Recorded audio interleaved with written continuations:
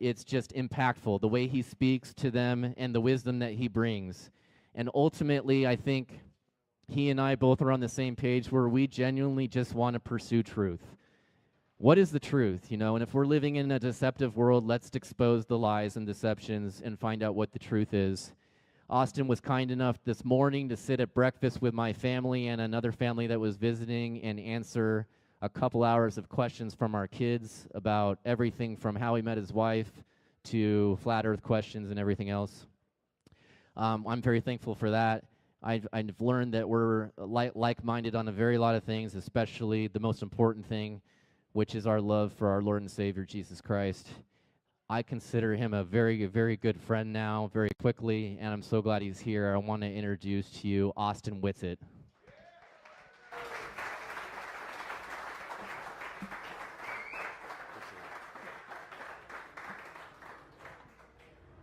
All right, how's it going?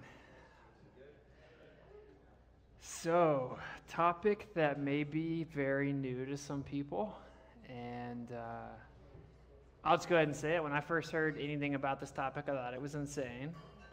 So I don't hold it against you if you think it's crazy. But if you've been paying attention the last few years, turns out a lot of things are not as we were told. And that's an understatement. So, like he said, we're going to do a couple presentations. The first one is about NASA. You may be familiar. This is the organization that takes us to space. They landed men on the moon, allegedly. And they're totally not political. It's just a scientific organization. So what I want to do to start the presentation in honor of Heterosexual Awesomeness Month is check NASA and see where they stand on that subject. I wonder where they stand on that subject. I wonder if they would support the free beer. So it'll play a video. It's a few minutes long. It covers if they're going back to the moon. You would have to go the first time, of course, to go back. And we'll get into some of that. But so I figured to break the ice, we'll watch a video. We'll let NASA tell you their position themselves. So let's get into it. We're going to the moon. Join us. Why do you think we haven't been back to the moon? Historically, you'd have to say Apollo was kind of a fluke. We've diversified. NASA's Artemis program will land the first woman and the first person of color on the moon. We are going. We don't even have a target date for when we can anticipate a moon landing. With such an anomalous situation, Which might all seem a bit strange. We're going. What year do you realistically believe we'll put a land a crew on the moon again? Within a decade. We are going. By 2025, We are going. Back to the moon, back to the future, and this time back to seven. returning to the moon is an important step in our space program. Will return American astronauts to the moon. It sounds weird that we'd be so much more advanced now when we come back. I agree totally. We're going. And this is how. Mission. What's it seem like we were blessed during that 50 years ago? I am gay. I am gay. I am gay. I am a queer woman. I am NASA. I am a lesbian. I am NASA. I am a transgender woman. I am NASA. I am a queer woman, and I am NASA. I am non-binary. I use they, them. I am NASA. We still have a little ways to go, and we're passing our net water. We need gay scientists. It's so wrong. We need black people. We belong. We belong. We belong here. It's not all going to plan. We heard the announcement that the Artemis mission to orbit the moon is going to be delayed, and then the next Artemis mission to land on the moon for the first time in decades is going to be further delayed. We saw just recently a very hyped SpaceX Starships blowing up after takeoff in the US last year. With another setback when the Peregrine moon lander ended its mission in flames over the Pacific. It was like reaching into the future and bringing a technology forward that normally wouldn't be there. technology development? By the 1970s, there was a failure rate of about 20% of missions. In the 2020s, that number is closer to 45%. We've had 50 years to develop the technologies, they've become cheaper, they've become better understood, but at the same time you have all of these companies that are just learning. I am non-binary, I am gay, I use they, them, and it just felt really nice to see someone else in the room using those pronouns, and I made sure to introduce myself with my pronouns so that they can know you're not the only one here, there's someone here who understands you and really just wants the best for you. Really important that we can show that visibility is safe, and that you can absolutely be a part of the team and loved and valued for who you are. It's never too late. So we haven't had a lot of experience landing on the moon. We have had experience landing on Mars, landing on asteroids. I wouldn't say that we're out of practice as much as we just have a number of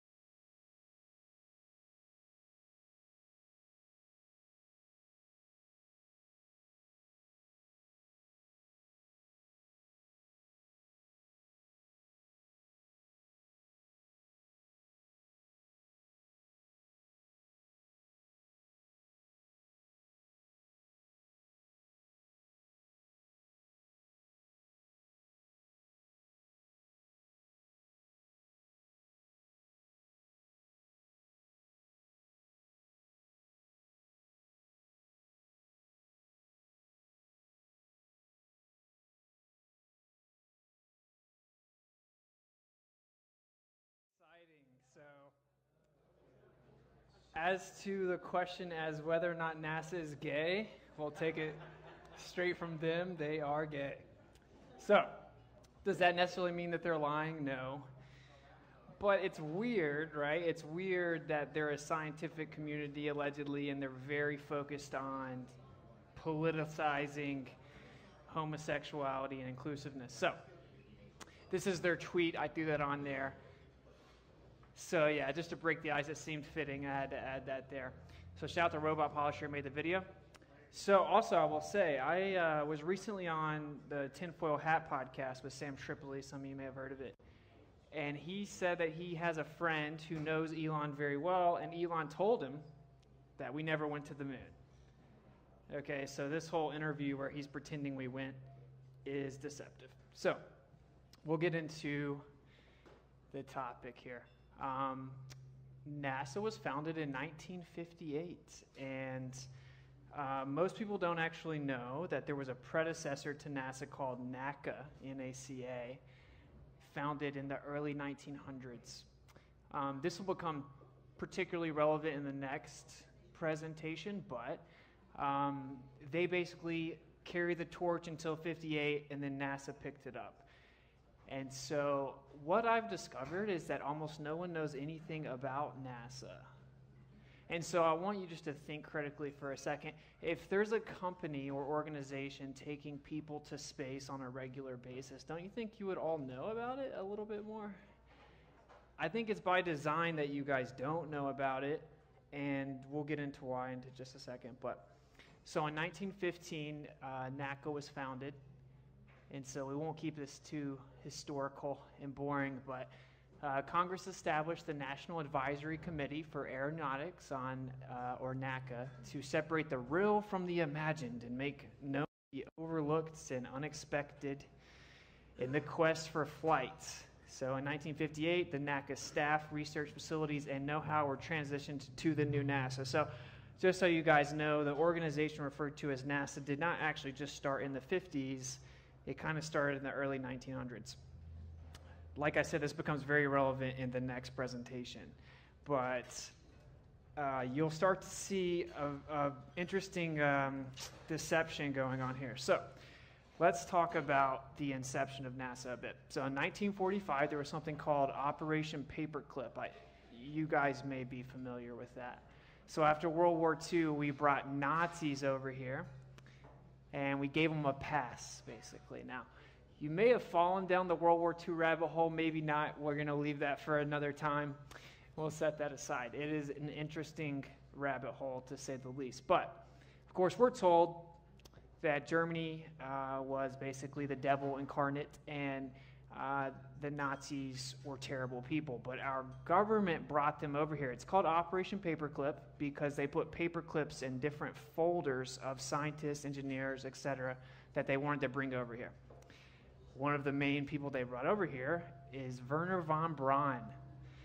And he's one of the scientists brought over in the operation, later put in charge of space exploration for the United States. He oversaw building the first V-2 rocket that allegedly went to space. This is what supposedly took us to the moon. Now, it has since been discovered that Germany, the Nazis, were propagandizing the public, and they were showing fake videos of rockets, claiming they could go higher and faster than they really could, etc. But that's just the Nazis. America would never lie, right? So we took this same guy who literally, it's declassified and admitted, were lying and propagandizing the German public to think that they could shoot their rockets higher than they could, that they were going to go to space. That guy, and we brought him over here to the United States in Operation Paperclip. That's 1945, so it's a little bit before NASA, but he's later put in charge. I wanted to throw in here that when he passed away, he put Psalms 19:1 on his tombstone. And that, of course, is a Bible verse about the firmament. And it says that the firmament shows the handiwork of the Creator, of God. Now, we'll get into that more tomorrow night, but firmament literally means it's firm. That's why it's called that. Rakia, the root word, means beaten out, strong as bronze. So it's a container stretched over the earth that protects the inhabitants of Earth like grasshopper inhabitants. It's impenetrable. It's like molten-looking glass, and it's beaten out strong as bronze. Now, the reason I find that interesting is why would the guy that took us to space, of all the Bible verses, on his tombstone put the Bible verse that says you can't go to space? There's no such thing as that. Side note here I have here, he also told his secretary space propaganda was being used to lie to the public. You can find that online. His secretary came out and said, so here's the deal. Everything about space is a lie. Anecdotal. I wasn't there. The secretary's come out and said that Wernher von Braun told her that everything about space is a lie. They're going to use it to deceive the world, specifically in a few decades, and that they're going to claim that there are asteroids that could come hit us, and NASA has to save us, and they're going to break down the borders of countries, etc. So, it's interesting that this guy said that. Now, I'll just say this, just think critically. The Nazis were brought over here. They would have said or done anything at that point to avoid prosecution. Okay, I mean, if you've looked into it, they tortured them, actually, to get even specific confessions. And so the way that I see it is he cooperated because he had no choice, and he was a front man to claim we went to space. So here's another thing that most people maybe don't notice about NASA. This is an official PDF from NASA themselves. It's called The Origins of NASA's Name. You can look it up. And every single mission, satellite, you name it, is named after Greek gods. If it's not a Greek god, it's named after some other type of god or goddess. Now, I will just ask you, why would NASA care about Greek gods? What does that have to do with anything? You obviously, from a biblical perspective, that's ridiculous and unacceptable. Even if you don't believe in the Bible, you should wonder why a scientific organization not only wants to let us know that they're super gay, but they also want to name everything after gods. It's super weird. And then if you look far enough, what you're going to find is that, well, it's an occultic, esoteric group, and this is all like a form of inner knowledge that they have as to what the world really is. I won't fall far down that till the next presentation. But anyway, here's a few examples. You got Apollo. Artemis is where they're claiming they're about to go back to the moon. They've delayed that 7 times, whatever. You have Gemini, Mars, Odyssey, Atlas, Saturn. This is one of this is like, 5 of 50. Every single mission, Now, it could be delayed that whatever. 7 times, whatever. Go read it for themselves. Gemini, Go read it for yourself. Mars, You'll see Odyssey, everything is named after Atlas, Greek gods. Saturn. Pretty This weird. is one of Pretty weird. So if we're going to put things in context, if you are a believer here, you just step back and think, okay, the person that supposedly took us there on his tombstone said you can't go there, and used a Bible verse that said there's a firmament protecting you. The people that are claiming to go to space and defy this firmament are using Greek gods in all of their names. So just a side note, you guys may not have known that. Now, what I'm sure some people here are familiar with is there was a president named JFK. We're just on X, I think, so we can just say thanks. You may not know that JFK said that AIPAC had to register as a foreign entity, which means they have to reveal their funding, and he was, of course, killed. There's a few reasons he may have been killed, but before he was assassinated by a magical bullet, he said, "We choose to go to the moon in this decade and to do other things, not because they are easy, but because they are hard." That's September 12th, 1962. I think that all of us, certainly the younger generation, is super detached from this, so they don't understand exactly how significant. If you were alive, you know how important this was. This changed everything. This made America the powerhouse of the world. This gave us all kinds of credibility. The space race was over. We won the Cold War. It was a big deal. I want to also point this out. I've always thought this is super funny. Why were the missions to the moon, a coincidence, called Apollo, which is the sun god? I will find out. It's because sun worship is very important. And side note, for heliocentrism literally came from the people that came up with it said that the sun was a god. So therefore it must be in the center of the universe and everything must be moving around it. And because it's a god, it creates a vibration that sings a heavenly song and everything moves around it. And that's not what this is about, but it's just interesting. If you look at the actual logos here, you'll see it actually has Apollo's chariot in Apollo 13's official emblem. That's, of course, the story that Apollo rode towards the sun. He was the sun god, and that he dragged the sun with him. So, side note, I didn't know if you guys knew that, but something else, and I'll see if this works. I don't know how well this is going to work, but so almost every one of the people that were on the Apollo crew and supposedly landed on the moon were Freemasons. Now, I don't know where everyone in the room stands on Freemasons. If you're a Mason, I still love you. I'm not hating on you. But it's weird. I'm just going to say it like it is. Grown men playing dress up in the dark is weird to me. And keeping secrets is weird to me as well. So, my great-grandfather was a high-level Mason.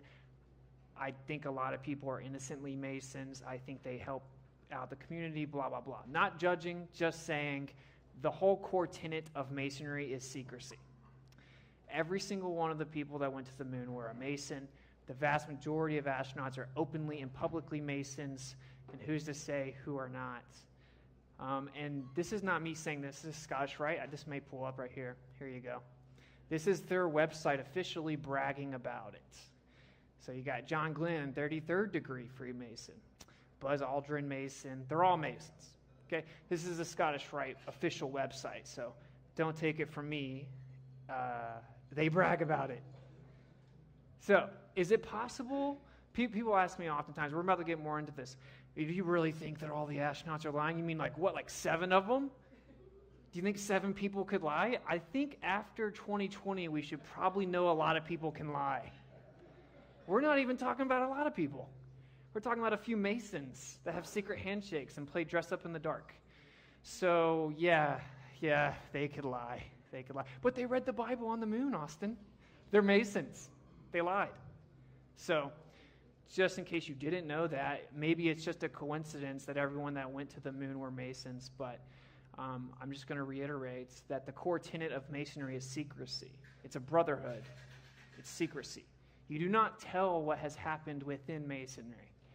And I will tell you this as well. My great-grandfather, he discovered some things about Masonry towards the end of his life, and he wasn't very happy. In fact, he declined a Masonry funeral and rather took a veteran funeral, and they were not happy about that.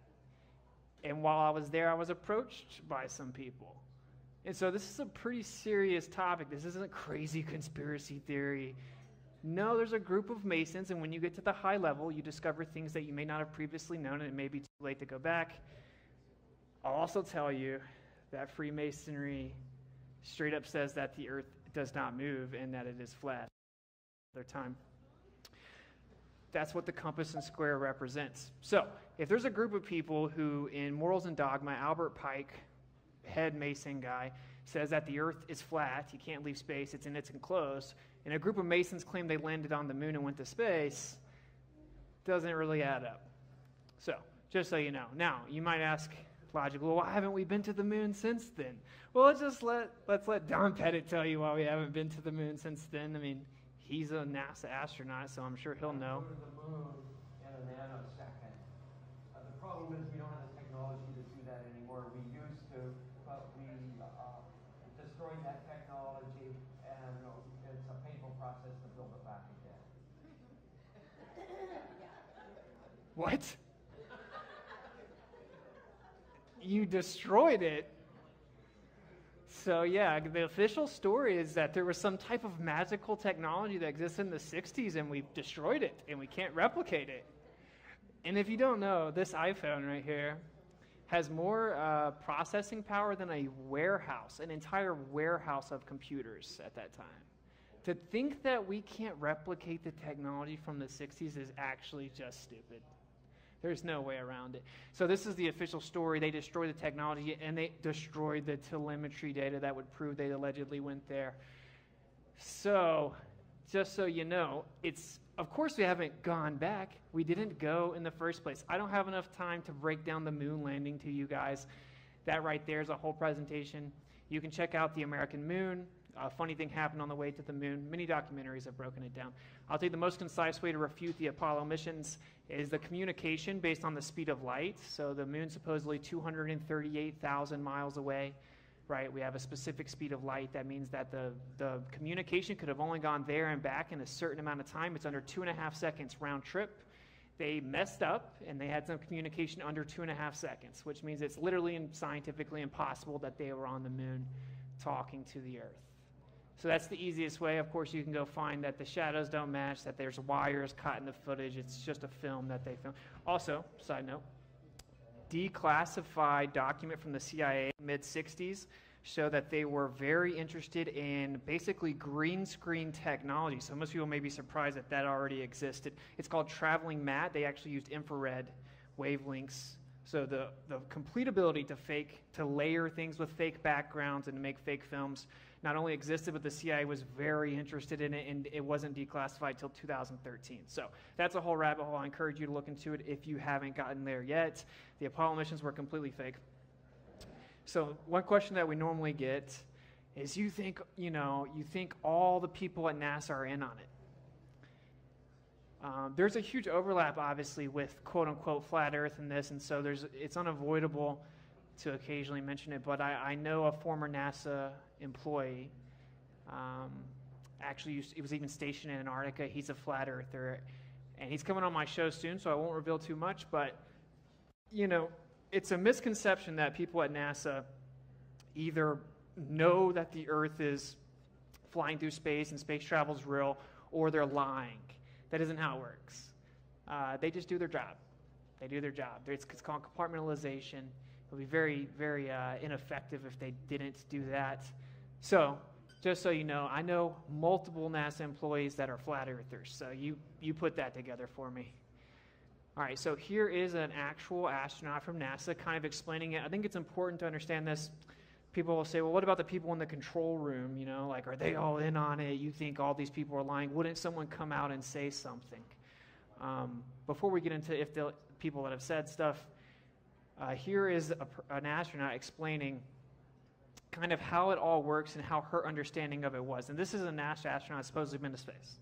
Okay, So let's hear how her understanding of going to space is portrayed, and maybe that'll answer your question, because I get that question a lot. You think all the NASA astronauts are lying? You think all the NASA employees are lying? And no, I don't think that. I think the vast majority of them have no idea, and almost none of them are lying.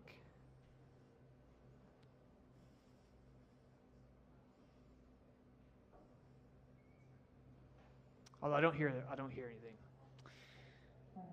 Oh, here we go. We've been simulating these things for so long, and everything's wrong in the simulations. You have devious little men that plan simulations. They plan to do everything wrong so that they can mess everybody up.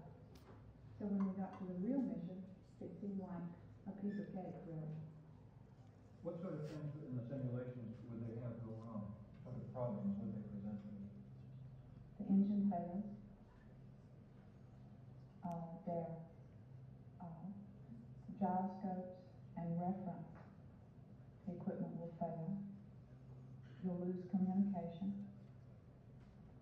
They'll underburn, they'll overburn, they'll have abort situations come up.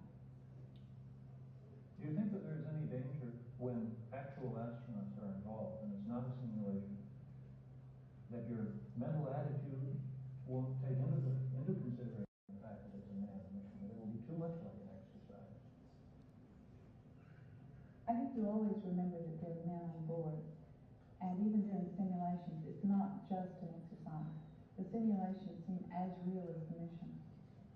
We have men in simulations. They're in the simulator, they're not flying up to the moon. But we feel like they're real. You feel like they're real, but do you think that the entire space program, as you view it in your work, has a sense of unreality to it? I think the atmosphere you work in is a little bit unreal as far as the actual facilities concerned. You're totally isolated. You're surrounded by machines. There are no windows in the buildings where you work. The lighting is always the same. You lose all track of time. You think in terms of ground elapsed time, and that becomes the only reality. So that's an astronaut telling you they're basically MK Ultra. If you don't know, obviously Operation MK Ultra, Project MK Ultra, the government admits they actively brainwashed individuals. That's a whole nother rabbit hole. But the point here is that she said a few very important things. She said that she couldn't tell the difference between the real thing and simulation, and the only difference was that the real thing went way smoother than the simulations. And that there was no way to really know, and even the people that were involved with setting up the mission wouldn't really know. And that there were a few devious men that set up the simulations. So as to the question of, do you think all these astronauts are lying? Well, I think a group of Masons probably could lie, yeah.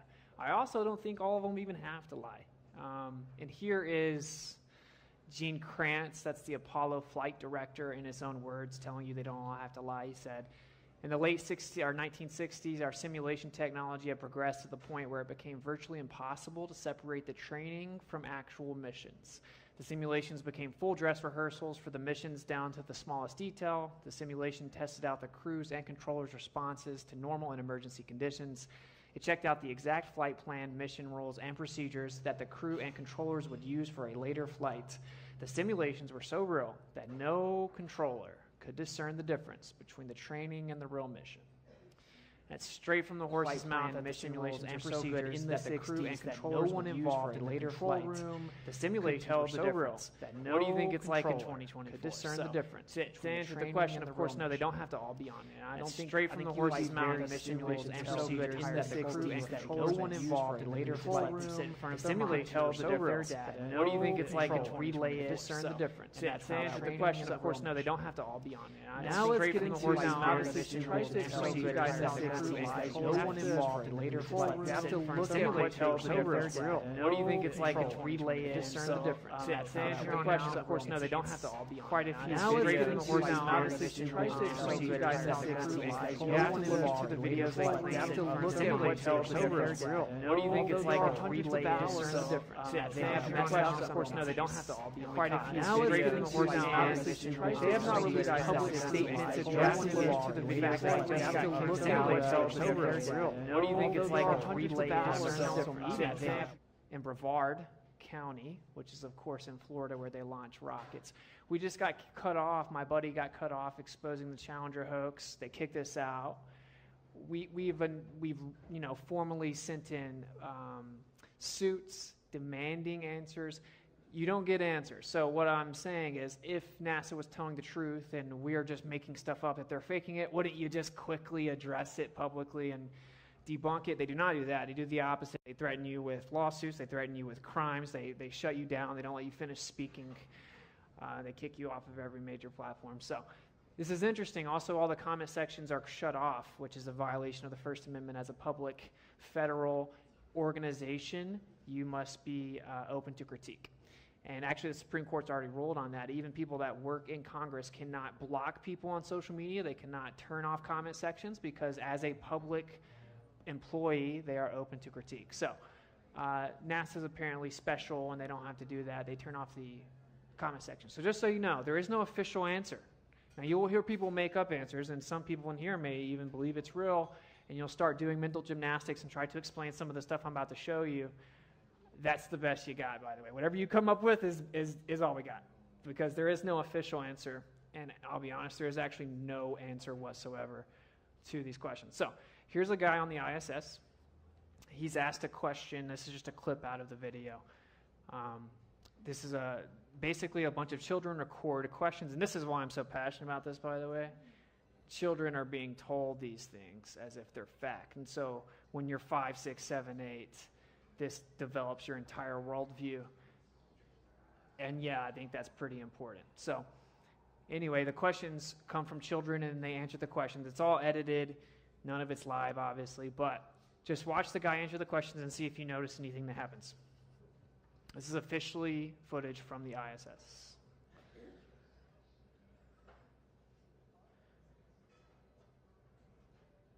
What he's saying doesn't even matter, you know.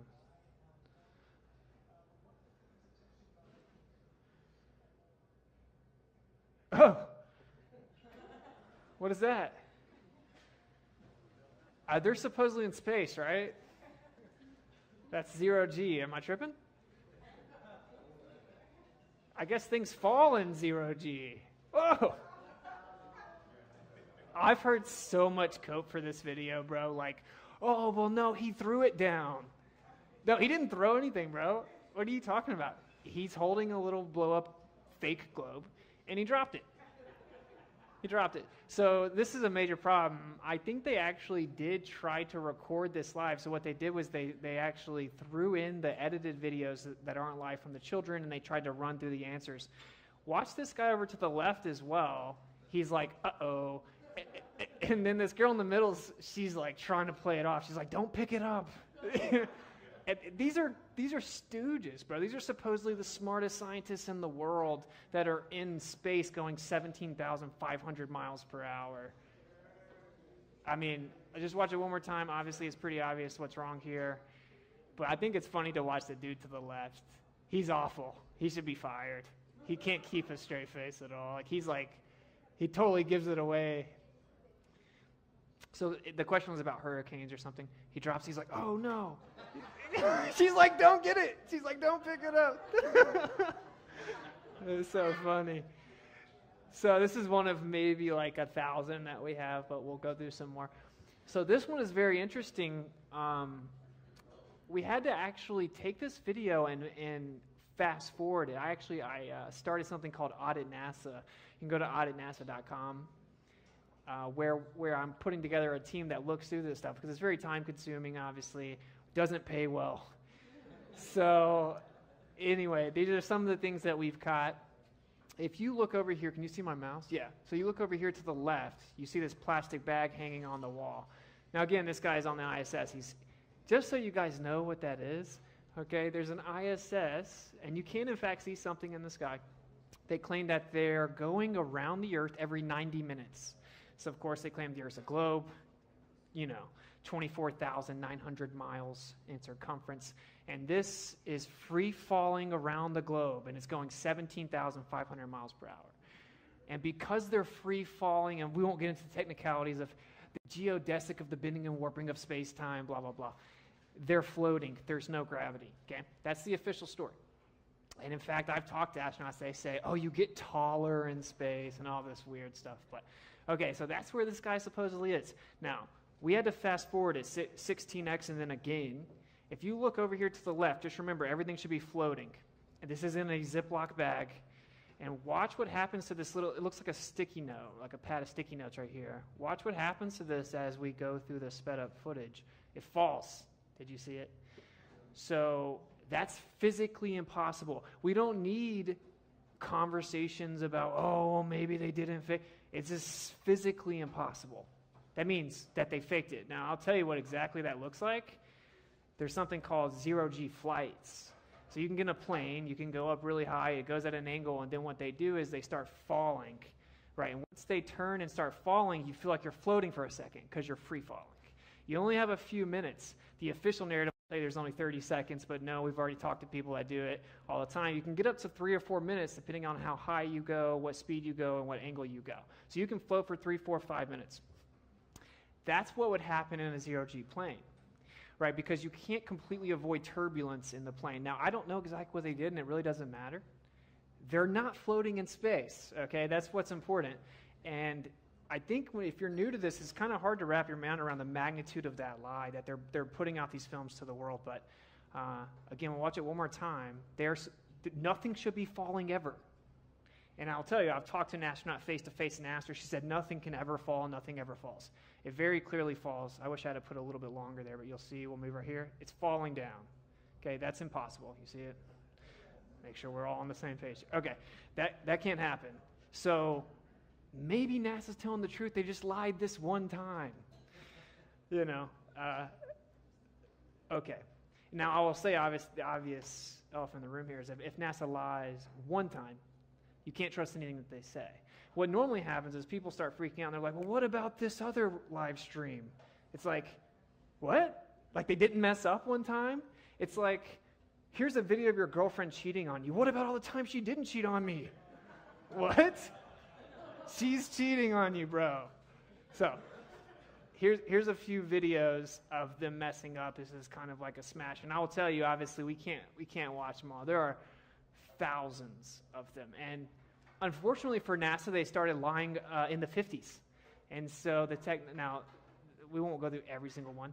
You can see that there's actually now this is a rabbit hole right here in itself. There's a scuba tank inside here. See that scuba tank? That's because they're in a pool. And so that's a whole rabbit hole. There's a real-size ISS replica in a pool in Houston. They admittedly trained there. That's where this film is actually coming from. So let's just go through some of the, okay, here they are floating on the ISS. Oh, wait a minute, what happened? So they all slam up against the wall. Now, there it is, official footage. Oh, that's what happens on zero-G planes. This is literally exactly what happens. So do you guys think that's a coincidence? So there you go. That's just a footage of a parabolic flight, and people fall because once it starts to remove the free fall and you start to come back up, you fall. That's what happened on the ISS. Maybe a coincidence. So, and by the way, this video, and one thing you'll find if you do research this, they scrub all these videos. They scrub them all. They just disappear. We have to pull them. We have to rip them. We have to save them and then share them ourselves.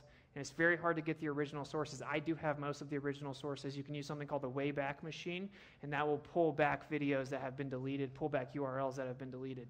And so that's actually how we caught them taking a picture of the Earth too, by the way, supposedly from the moon. So here's one of the funniest ones to me. And we're going to go through some of these because if you've never seen them, we got to break through your cognitive, man. Oh, maybe they faked it there. Like, no, they're liars. And they're gay. So let's...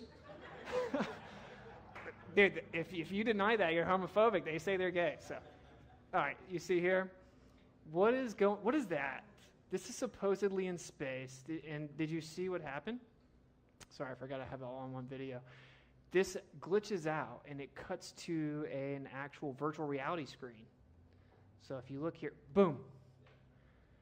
That's a real-life original source video that glitches out. So this shows you, this is supposedly a live stream showing them like moving some arm of some equipment in space, right? And live time, they accidentally try to cut. Now, I could slow this all down. I have done that. You can see it's exactly the same as this expo. So you see that it's exactly the same in the middle corner there. In the middle box, you'll see, I'll try to pause it right on it. Okay, the middle box in the top is exactly the same as the equipment that we see, and you'll see it come back. There you go. It's actually moving in unison. We've done the slow-mo of all of it. So why are they showing you fake footage, bro? If you could go to space, why not just show us that?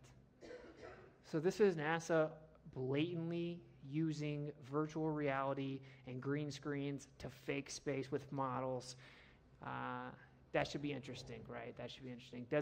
Doesn't seem legit. Here's another video of them on the ISS. Again, this is no gravity. Uh-oh. And look, this is what's so telling to me. So everyone's different. To me, I'm like big on the body language. I'm like, watch this guy freak out here. He's like, oh, did I mess up? Someone's like, yeah, bro, you messed up. Watch him like look over to the camera and clearly like being frantic. They drop their divorce papers. Oh, I messed up, bro? That's so funny to me. There's another angle. It's like, oh, gig is up. And no one's ever seen this. Probably no one in this room, unless you've researched it. You've never even seen that. They just scrub it. They mess up and scrub it. All right, here's another one. This is funny. Oh, what just happened? Gravity only happens in magical gravity pockets on the ISS. You just don't know how it works. Look, he just blatantly drops the object. So, and again, one thing I want to point out, because for people that are being honest, you can tell that they know they messed up. So just like watch him. He's like, oh yeah, that was not supposed to happen. So anyway, I actually mentioned this. I'll say this, right? I didn't put this in the presentation. I don't think I did the best. I could have done better, but I recently pointed this out to Brevard County Commission office, and I said, so, forensics analysis has been done, and it has proven that objects are free-falling in an allegedly zero-G environment, which is scientifically impossible. And NASA needs to come out and either launch transparent disclosure or somehow explain it. And, of course, they just ignored it and then kicked us out. So there's to me, I think it's, the whole conversation's over. NASA's lying. They're dropping stuff in space. So I don't know. I've never heard. I asked an astronaut face-to-face. I go to NASA on occasion. I talk to astronauts. I haven't released all that footage because I know once I do, they won't let me go back. But she told me face-to-face, nothing can drop on the ISS. Nothing ever falls. I said, oh, I've seen people drop things. And then she just nervously laughed and asked if I wanted a picture. So you tell me. So this is another video. He drops a screw. So obviously you guys get the idea. They're dropping stuff in space. You gotta wonder though, like if space is real, why would you lie about it? Even if you couldn't go there, just don't lie about it.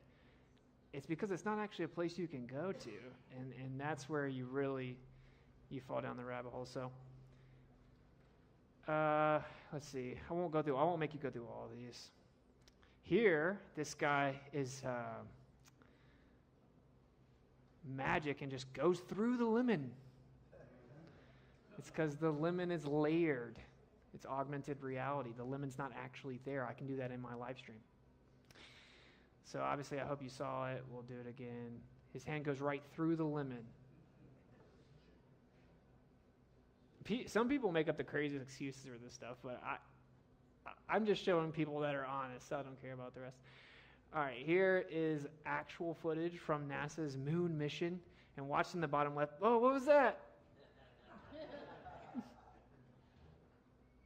Oh, it's a space meteorite. So anyway, it's supposedly locked in its place. Obviously, it messed up, but there's so much here. Let me skip through some of it. They fake at. Honestly, this is my favorite stuff. Is when they show like close up of supposedly Earth. So we've slowed it down. We've shown the stars go through the Earth. The stars are a layer. So this is fake. Here he's showing that the lightning actually glitches out. It's all CGI. It's CGI. So we'll save you some time. Take my word for it or don't. Look, that's actually fake. So, but okay, this is very funny to me. So watch, they're supposedly playing with the soccer ball because I want to point this out to you guys too. Isn't it weird that people on the ISS, they're just like constantly concerned with convincing us that they're on the ISS? Why? I want to make sure you guys know I'm in space. Why would you do that? Shouldn't you be doing science or something? Every single thing is like, hey, trust me, bro, we're up here floating in space. No, you're not. So if you watch the ball's going to bounce off of nothing. Watch it. It just bounces back. What? That's because it's a screen. That background is layered. It's a green screen. They're in front of another wall that can be removed from the background layer. He accidentally drops the ball. It just bounces off of nothing and bounces back. And there are thousands of things that happen like this. I'll show a few more. Here's Don Pettit. I guess there are bugs in space, and he just swats a bug. And if you don't know anything about Don Pettit, he's not the brightest. I'll get you this. So he messes up a lot. So he's not the brightest guy. We'll skip some more. Here, I want you guys to know what they do, right? So here they have different ways to do it. They have contact lenses, all kinds of stuff, and you'll have a screen over here in front of you, and you'll look and you'll see the object, and you'll interact with a fake object that's not really there. They can make it float that way. This guy thinks he's grabbing the hat, but he hasn't handed it to him yet. You see it? And then he sits it down. What are you sitting down, bro? You don't got anything in your hand. So this guy messes up a lot as well. It's funny. So they're using augmented reality to make it look like the hat. This isn't NASA, but another thing I hear a lot is you think all the space agencies are lying. Like, have you ever looked at the other space agencies? Their videos are way worse. Like, yeah, let's go talk about that actually. So this is Japan or China. Oh, it just falls. Just falls. It's on the ISS though. So it's just hilarious. Let's see what's next here. I mean, I think we all saw it. It falls. So, I've never heard an explanation for it, but whatever. Here is interesting. You actually see, some people might want to know how it works. They wear harnesses and wires, clearly. You can actually see the wire here. So they mess up, and that's because there is a reflective screen back here, and so it shows the wire. So if you look closely, you'll see that there's like a part of his shirt that's pulled up like this, and then you'll see the wire connected to it. It's like a hook right there, and it goes right with the part of his shirt. So, yeah, he's hanging on a wire.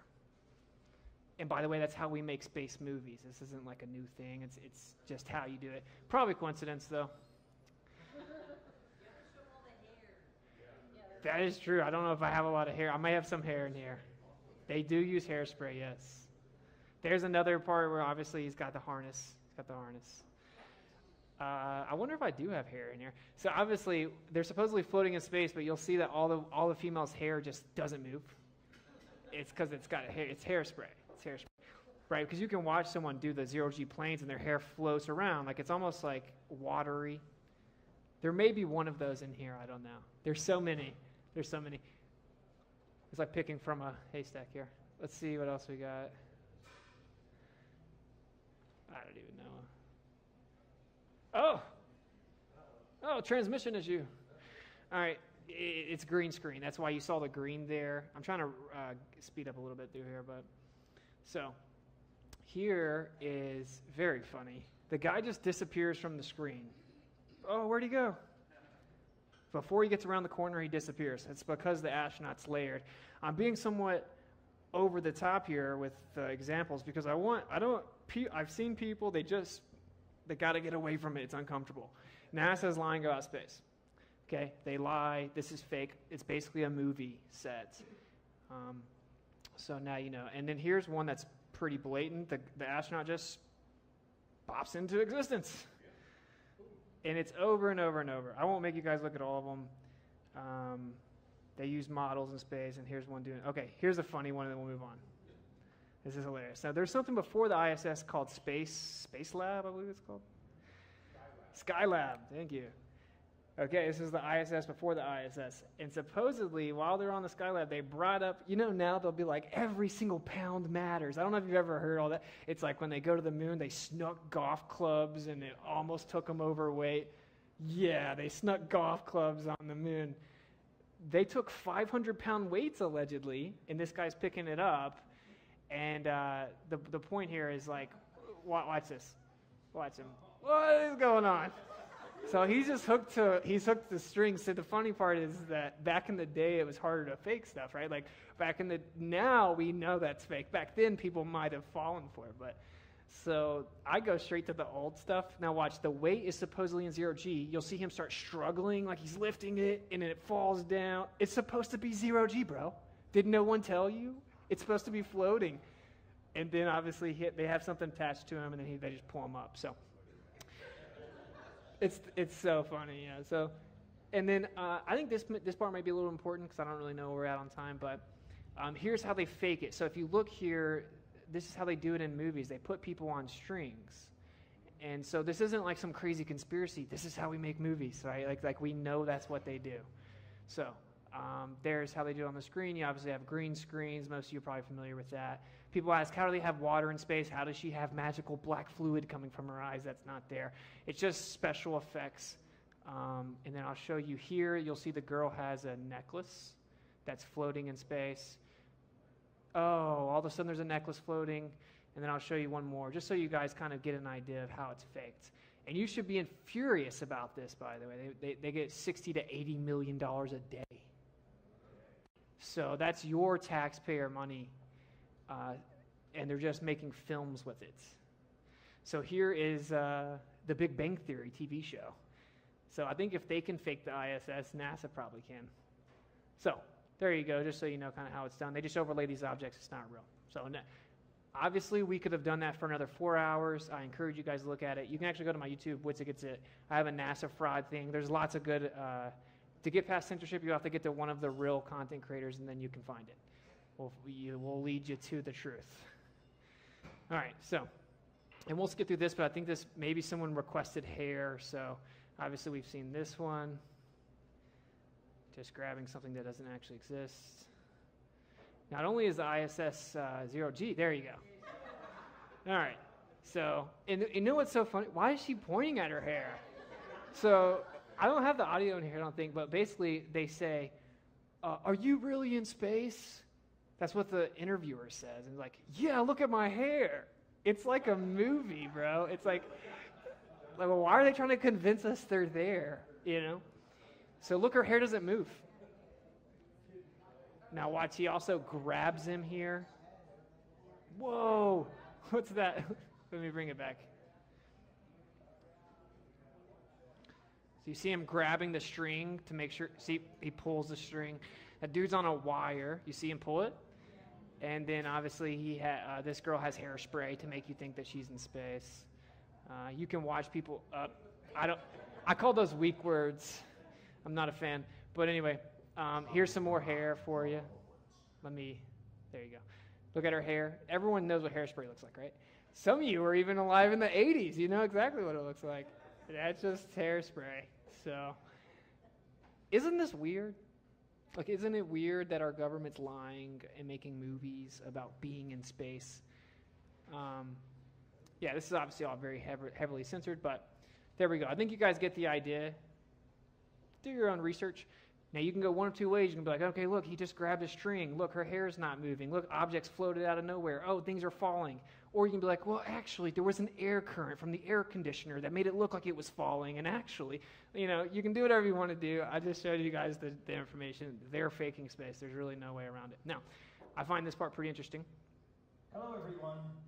Okay, so I'm going to let my boy, this is Taboo Conspiracy. I'm going to let him kind of explain this to you, but this is to address this question, okay? Why don't astronauts come out? Why don't any of the astronauts come out and tell us? If the Earth is not what they said, if space isn't real, wouldn't one of the astronauts blow the whistle? Well, honestly, most of them wouldn't. I will say my dad was in the military, He will not tell me what happened, okay? It's not on the table. It's not on the table. He's not allowed to tell me what happened, okay? And that's my own father. So obviously you have NDAs, and it's really not even technically called an NDA, but it's effectively an NDA. When you're in the military, you're talking about treason if you come out and say things. So that's a kind of a cope question, like why haven't the astronauts said anything? Do you actually think that the astronauts would come out and say something and risk their life so you could just call them crazy anyway? So, but here are a couple that did. And you may find it interesting. This will kind of lead us into the next presentation in a second. You'll find it interesting what they had to say. So I'm going to let Tabu kind of explain it to you. This is absolutely huge news. We've already had one cosmonaut claim that the Earth is flat. His name was Miroslav Hermaszewski. Here he is getting a photograph with a flat earther, and this is a Wikipedia article on Hermaszewski. Please watch his interview. I don't know if you guys speak Polish, but I do not. But it says, you've been there, is Earth really a sphere hanging in outer space? Interesting question, huh? This is a Polish astronaut. Been to space, allegedly. Official Polish astronaut. Jest płaska. Tak jak oczekuję. Nie spodziewałem się do tego pytania, ale zapewniam pan, że jest płaska. So he says the Earth is flat, as many expect. I didn't expect this question. I can assure you it's flat. So that's an interesting comment from an actual astronaut, right? So I'll move you through. That's official. You can go check it out. All right, let's check. Now we have a Soviet cosmonaut who has said that we have never been to space. This cosmonaut's name is Igor Petrovich Volk. Mr. Volk even received the Medal of the Hero of the Soviet Union. I have included a translation of the interview, which you can verify by clicking on the CC button on YouTube. Now please watch the interview.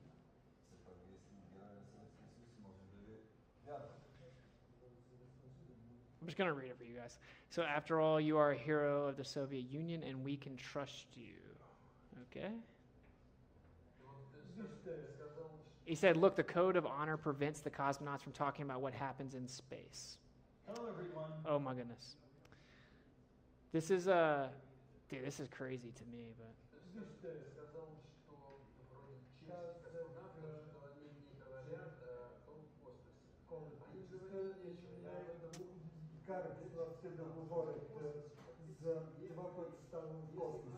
Okay.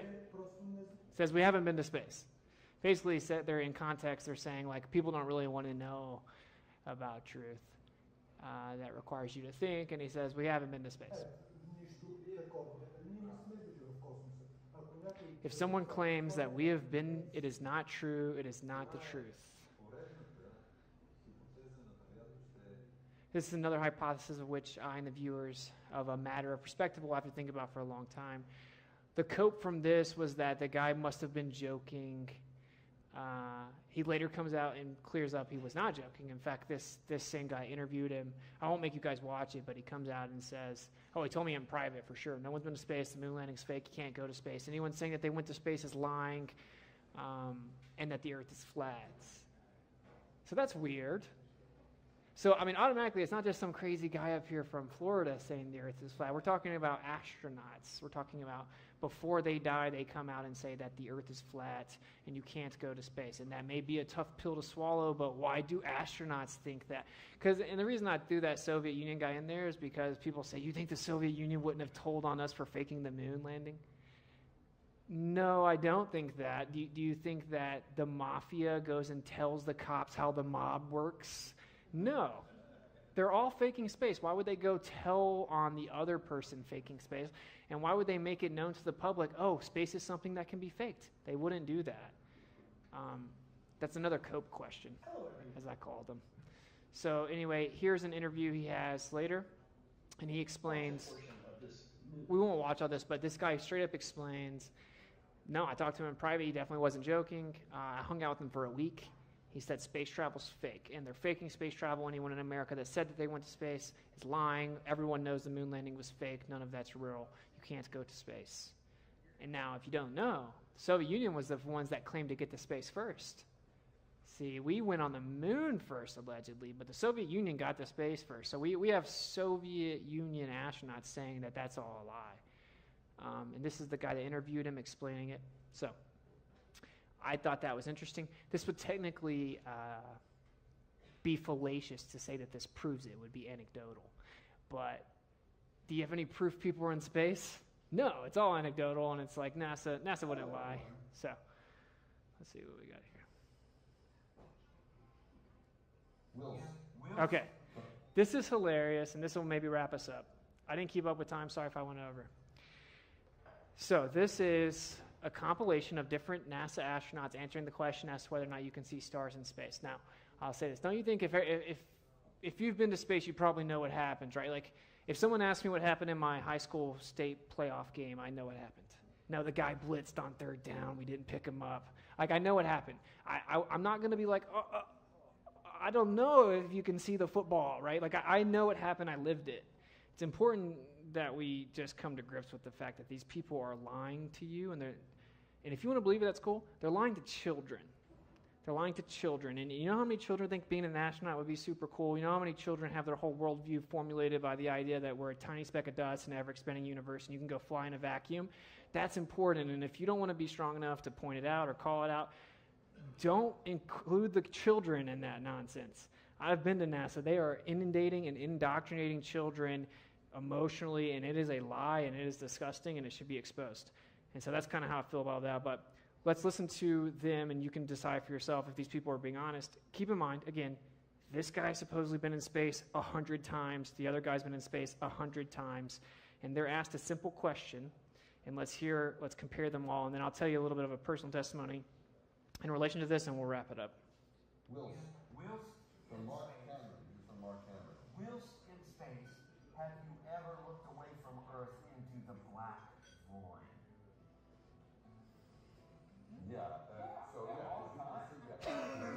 Sorry. I gotta pause it. Why does he not know the answer? Why does he look at the other guy like, what's the answer? Oh, yeah. It's like, I'll use the cheating analogy again, It's like you go up there and it's like you're talking to someone's friend. Was he really with you? Yeah, we went and played pool, bro. Yeah. Like, it's so obvious to me that they're lying. Away from Earth into the black void. Right? I thought you'd been there, bro. You can see the stars. Oh, yeah. And pretty much all the time you can see the stars. It's not a black void. I mean, it's black, but there's all kinds of polka dots. There's all the stars there. The cool thing is though you can see it clear and distance. You can't, there's more than stars. You can see planets. You can see moons. You see the gas Magellan clouds of the Milky Way galaxy. Magellan clouds. And then you can see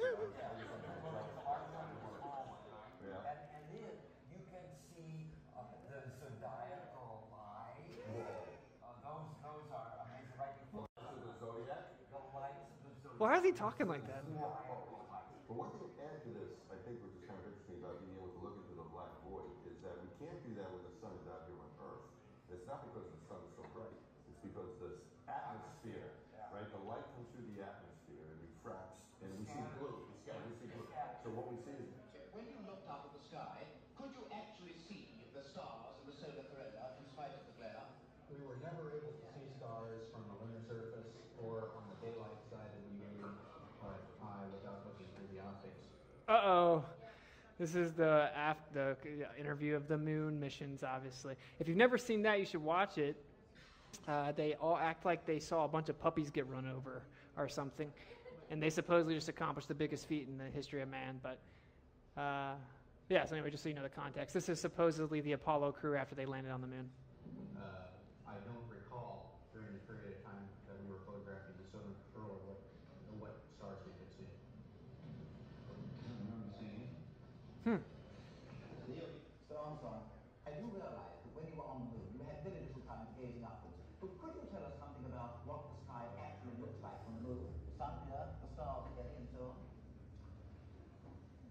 The sky is a deep black when viewed from the moon, as it is when viewed from cislunar space, the space between the Earth and the moon. The Earth is the only visible object other than the sun that can be seen, although in some reports have seen planets. I myself did not see planets from the surface, but I suspect it might be visible. stars in the daytime on Earth, not because they're not there, but because the atmosphere is aglow with scattered light from the sun. If you take away the atmosphere, the sun will still be there, but the sky goes dark. That's what the folks get when they go to the edge of the atmosphere, and they're calling that the edge of space. But when you get to the edge of the atmosphere is no longer between you and the rest of the universe, and the stars reveal themselves just as they would at night. Since the moon has no atmosphere in a daytime picture, if you're there in the daytime of the moon, you see a full night sky of stars, even with the sun in the sky as well. But when you get to the edge of the atmosphere, the stars reveal themselves just as they would at night. If you're there in the daytime of the moon, you see a full night sky of stars, even with the sun in the sky as well. The sky is indeed black when viewed from the moon, as it is when viewed from cislunar space. Well, I think it's important to point out that that's the official model of the Earth. It isn't actually debatable based on like simple physics. You would see the stars on the day side of Earth in space because there's no atmosphere to scatter the light. There would be no diffusion of light. You would see the stars. So it's crazy they couldn't even get that story right. But between the Earth and the moon, because you can see the stars. Oh yeah. And pretty much all the time you can see the stars. It's not black and white. I mean, it's black, but there's all kinds of cool things. There's all the stars there. The cool thing is about you can see it during the day. Okay. Yeah, actually on my very first mission, we went up and when you're in space and you're looking into deep space and you're on the sun side of the orbit, the sunlight washes out all the starlight, so you can't see any stars, just like here on Earth. But then when you look out into deep space away from the sun, it's the darkest black you can imagine. Because you can see the stars. Oh yeah. And pretty much all the time you can see the stars. The cool thing is about you can see it during the day. And when you're in space and you're looking into deep space and you're on the sun side of the orbit, the sunlight washes out all the starlight, so you can't see any stars, just like here on Earth. There's all the stars there. The cool thing is about you can see it during the day. They're brighter, but they're different. And a lot of things different about one, you don't have the atmospheric distortion, so they don't twinkle, right? So you see lots of points, and you see lots of points, and literally millions of them. I live in Colorado, when you get up on a clear night in Colorado up in the mountains where there's no light and you can see all these stars, well, multiply that by 1,000. That's what it's like in space. And then when you're outside doing spacewalk, and you have that one or two opportunities where you can let your eyes adjust, you can start to notice that some of the stars have colors we don't see here on the ground. And we cannot see stars. The sky, of course, was black, but it had sort of a velvet sheen to it. The biggest visual surprise was just how black the sky was. You have a brilliant sun, brighter than any sun you normally would see even here in New Mexico. You have these extraordinarily high mountains. We were in a valley deeper than the Grand Canyon. But then you had this black sky, a sky blacker than black, as the old... This guy's way better of a liar. Just the inherent beauty of it, the velvet, bottomless bucket of the universe. I think you guys get the idea. They contradict themselves. Darkness, and the most frightening darkness that you could ever imagine. I've often tried to explain the difference between darkness, when you turn out the lights and it's dark in here, or blackness. Blackness is the endlessness of it all. It's like a bottomless pit. To comprehend. When you get up on a clear... Anyway, there's like 10 more examples. They're all liars. Okay, now we'll close it with this. I mean, obviously, I hope you put that together. They're telling directly contradictory testimony. So some are saying that when you're in space on the side of the sun, you can see all kinds of stars because there's no atmosphere. Some are saying, oh, you can't see any stars. The sun washes out the stars. They cannot both be true. They could not have both have gone to space and looked at stars. This is very simple stuff. Right now, I'll tell you this to close it out here.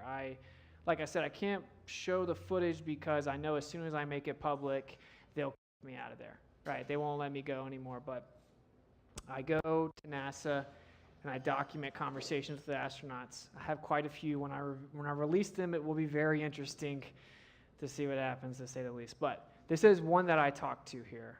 This girl supposedly in space, and she's doing a spacewalk, and she drops her bag.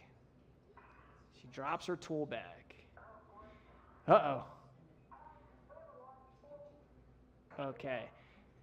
And what's so funny is they claim, you saw how big, it was like a backpack. They claim you could see it from the Earth, and it looked like a star. literally. This is an official thing. But anyway, so you know who I was talking to, and I'll close it with this. So I went and talked to her face to face, and it's not a good look for NASA. So I trapped her with this whole conversation. I had very tactical questions. I caught her lying 3 or 4 times. She got super nervous. I then asked her about, and again, mind you, I'm like 2 feet away from her, like it's face to face. I asked her, so do you see the stars on the day side of Earth when you're in space, when you're on the side of the sun? She said, no, you can't see the stars when you're on the side of Earth that has the sun. I said, are you sure, though? Okay, are you sure you can't see stars? No, 100% you can't see stars. I've heard that you can see stars even on the day side of Earth. And she said, so she realized, like, oh, she messed up, right? She didn't know the official story that she was supposed to tell me. This is the girl right here that dropped the bag. And she says, no, I'm pretty sure you can't see stars in space near the sun. So that's a personal testimony. I lived it. I can tell you, I looked her in the eyes. She's a liar. She 100% is lying. I would bet everything I own on it. I know she's lying. She got nervous. She dropped things. I asked her, do you have to test your spacesuits in the vacuum? I haven't revealed all of this yet, but she's like, yeah, you have to test them. I'm like, okay. Well, I saw someone test it, and their tongue started boiling. So that's intense. And she's like, oh, no, it's really pretty mundane. It's no big deal. They drop you in the vacuum chamber, and then you know what else they do? They put a bowl of water in there so you can see it. And I cut her off. I said, boil. She's trying to convince me they were really in a vacuum. She's like, oh, they also will drop a bowling ball and a feather. And I'm like, and they drop at the same rate, right? She was telling me propaganda narratives. Just think about this logically, that they're going to test a spacesuit to see if you're going to die when you go to space. They lower the astronaut into the vacuum, and they're like, while we're at it, let's put a bowl of water in there that boils to convince the astronaut he's really in a vacuum. Let's drop a bowling ball and a feather. Okay, and hopefully that was coherent enough to follow. Long story short, they are liars. They are given a script to reveal to the public, and when you go in there and you ask them certain questions, they start messing up. Because most people go in there and they're like, oh my gosh, I'm so happy to see you sign my shirt. Right? So they're not ready for anyone asking questions. And so I will just close it with that. I will tell you, not only have we seen like damning evidence that obviously NASA is objectively lying and faking footage, but I have kind of Veritas style footage I haven't released yet, who has caught them point blank lying and contradicting themselves in the same conversation. And so I'm really going to be interested to see someone cope with the fact the astronaut doesn't know what happened when they were in space. And they're lying. So just so you know, I'll say this in closing. This is super important. I went there, and they have a whole setup where they have the children come in, and it's called like Heroes. And they play this real like triumphant, climactic music. They talk about the astronauts that lost their lives and how they're heroes. And I saw children from 3 up going in there, watching this film, crying. It's propaganda, and people may wonder why, like, what's it matter if they believe in astronauts? Well, they think that space is something that it's not. They think that people can go there. They live their whole life thinking that, and we'll get into it later in the next presentation, but it has major implications on their worldview. They think that they're a tiny speck of dust in this ever-expanding vacuum of nothingness, and we know that it's like that because people went there. Well, people didn't go there. And so I will say that's what's going to lead us into the next presentation, I'm assuming after a little bit of a break, is if NASA's telling the truth, the Earth can't be flat, obviously. Because they've been there. They looked at the Earth. It's a ball. We got pictures. It was on my iPhone. It was the wallpaper on my iPhone. Admittedly Photoshopped, by the way, but we won't get into that yet. So the point is, oh, well, NASA is lying. So now I want you to think, because I'm not going to let you get away if you thought you were going to leave before the FE presentation. Okay, I want to know, what evidence do you have the Earth is a globe? And I know for a fact, if you think it's a globe, it is that NASA supposedly showed you a picture of it. That's a fact. Let's just be real. You've never seen a globe. You never felt the Earth spinning. NASA went there and did it for you. You saw a picture. We now know for sure NASA is not a credible source. They're lying. They're basically a glorified film studio. They own the world's biggest green screen, literally. They own the world's biggest green screen in Louisiana. We cannot trust them. We must detach from the government. We must no longer let them formulate our worldview. We must no longer blindly believe them, and surely after 2020, you know that. So, in conclusion, I will say, NASA has been proven liars and fraudulent. I encourage people to go check out Audit NASA, try to support it. We're trying to hold them accountable. They should have to be accountable for lying and stealing. They should actually be tried for crimes against humanity, I say. And I encourage you to look further. You'll be surprised. The Earth is not what you think, and space is not what you think, and no one's ever been there. You can't go there. And so, yeah, that's basically the closing. NASA's lying to you, stealing your tax money, $60 to $80 million a day. Yeah. And that should infuriate you. They're liars. And maybe we can raise enough awareness to finally stop them. So there you go. That's the presentation.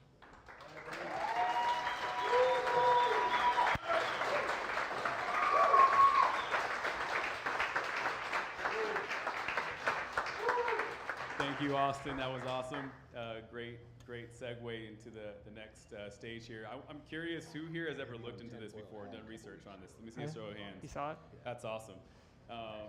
And I know it's an interesting topic to have in a public space. I don't know if you have ever had a conversation with a family member or friend around this topic. I can say I was very timid on it.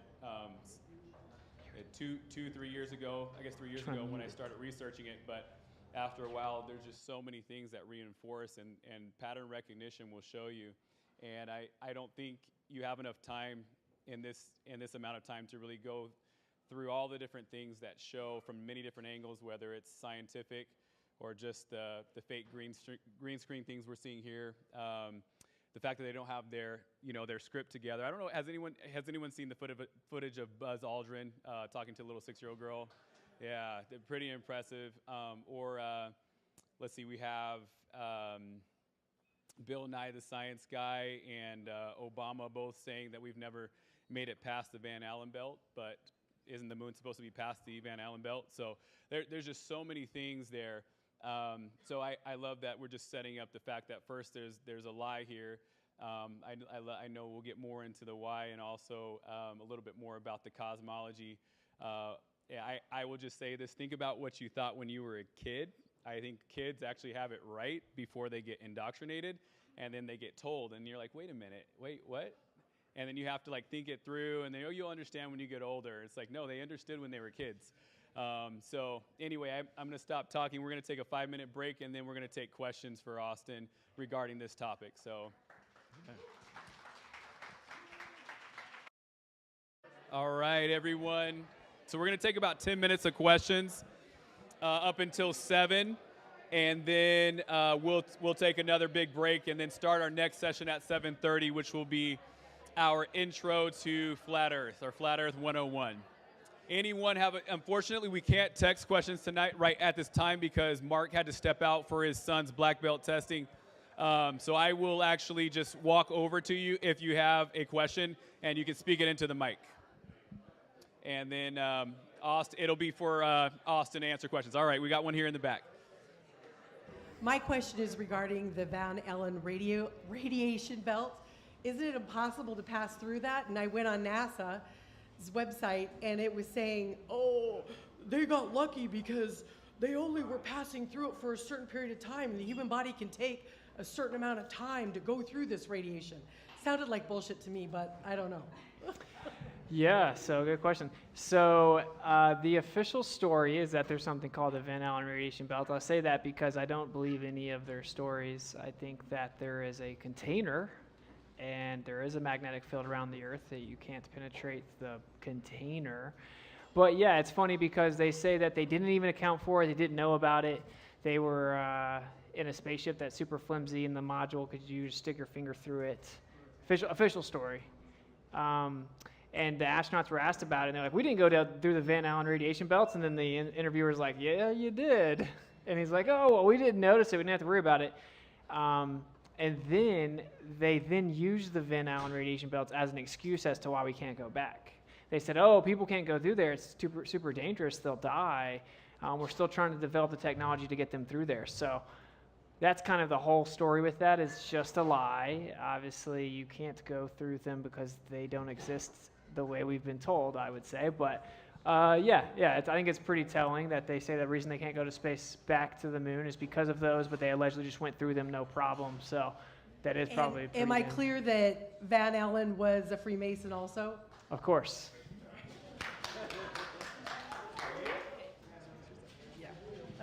I have a question. There's Christian astronauts that went into space and wrote books about Jesus in space with all these pictures.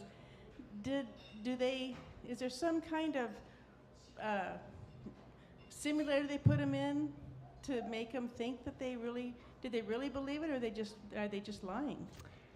Okay, good question. So I think the ones that went to the moon know they didn't go to the moon, for sure. This is because basically Buzz Aldrin turned into an alcoholic and over the years kind of let it slip a few times that we didn't go.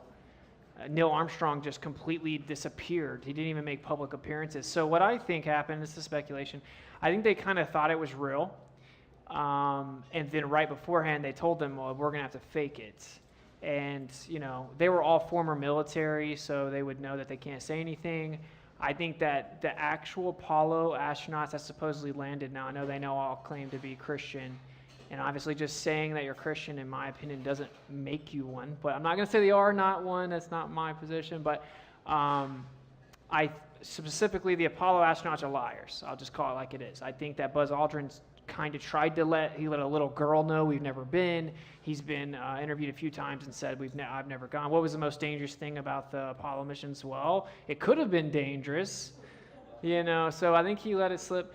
As to if other astronauts have claimed that, and I don't know what exactly you're referencing, like maybe ISS ones or not. I do think that a lot of them can be in simulators. Like we watched the girl say, I can't tell the difference in the real thing. She believes she's been in space. I don't think she's in on a lie. I think that they admit they have simulators that are so realistic that the astronauts can't tell the difference for the entire space mission, which is kind of insane to wrap your mind around. But yeah, I think they put astronauts on a simulator, and it looks just like the training to them, so they wouldn't know. And that's why I threw the Gene Kranz quote in there, who says like not even the control room can tell the difference. So I think it's a mixed bag. I think when you have to claim you got out of the spacecraft and walked on the moon, you're going to have to lie. There's not much simulating that, but it's probably a mixed bag would be my answer. I don't think that it's too crazy that a lot of them wouldn't know. According to them, they wouldn't be able to tell the difference. So that's my answer. Hey, Austin. Over to your left. Oh, what's up? Appreciate you being here tonight. Yeah. What is the International Space Station if we haven't been to outer space? Whoa, good question. That's covered in the next presentation. No, I'm just kidding. It is, but so if you don't know, supposedly there's a satellite called the ISS. No footage of it ever being manufactured on Earth. It's super sketchy, but there is something up there. You can track it. You can download the ISS tracker. You can go out and see it. I've done it. I've tracked it. We've even caught it crossing the moon and the sun. What is it? Good question. I think satellites aren't fake. I think you can put things in the sky. I don't think that people can be on it. I don't think anyone's on the ISS. It's hard to answer this without getting too technical, to be honest, but according to the equations used for the ISS and other satellites, they use a geocentric model. So they use a stationary Earth.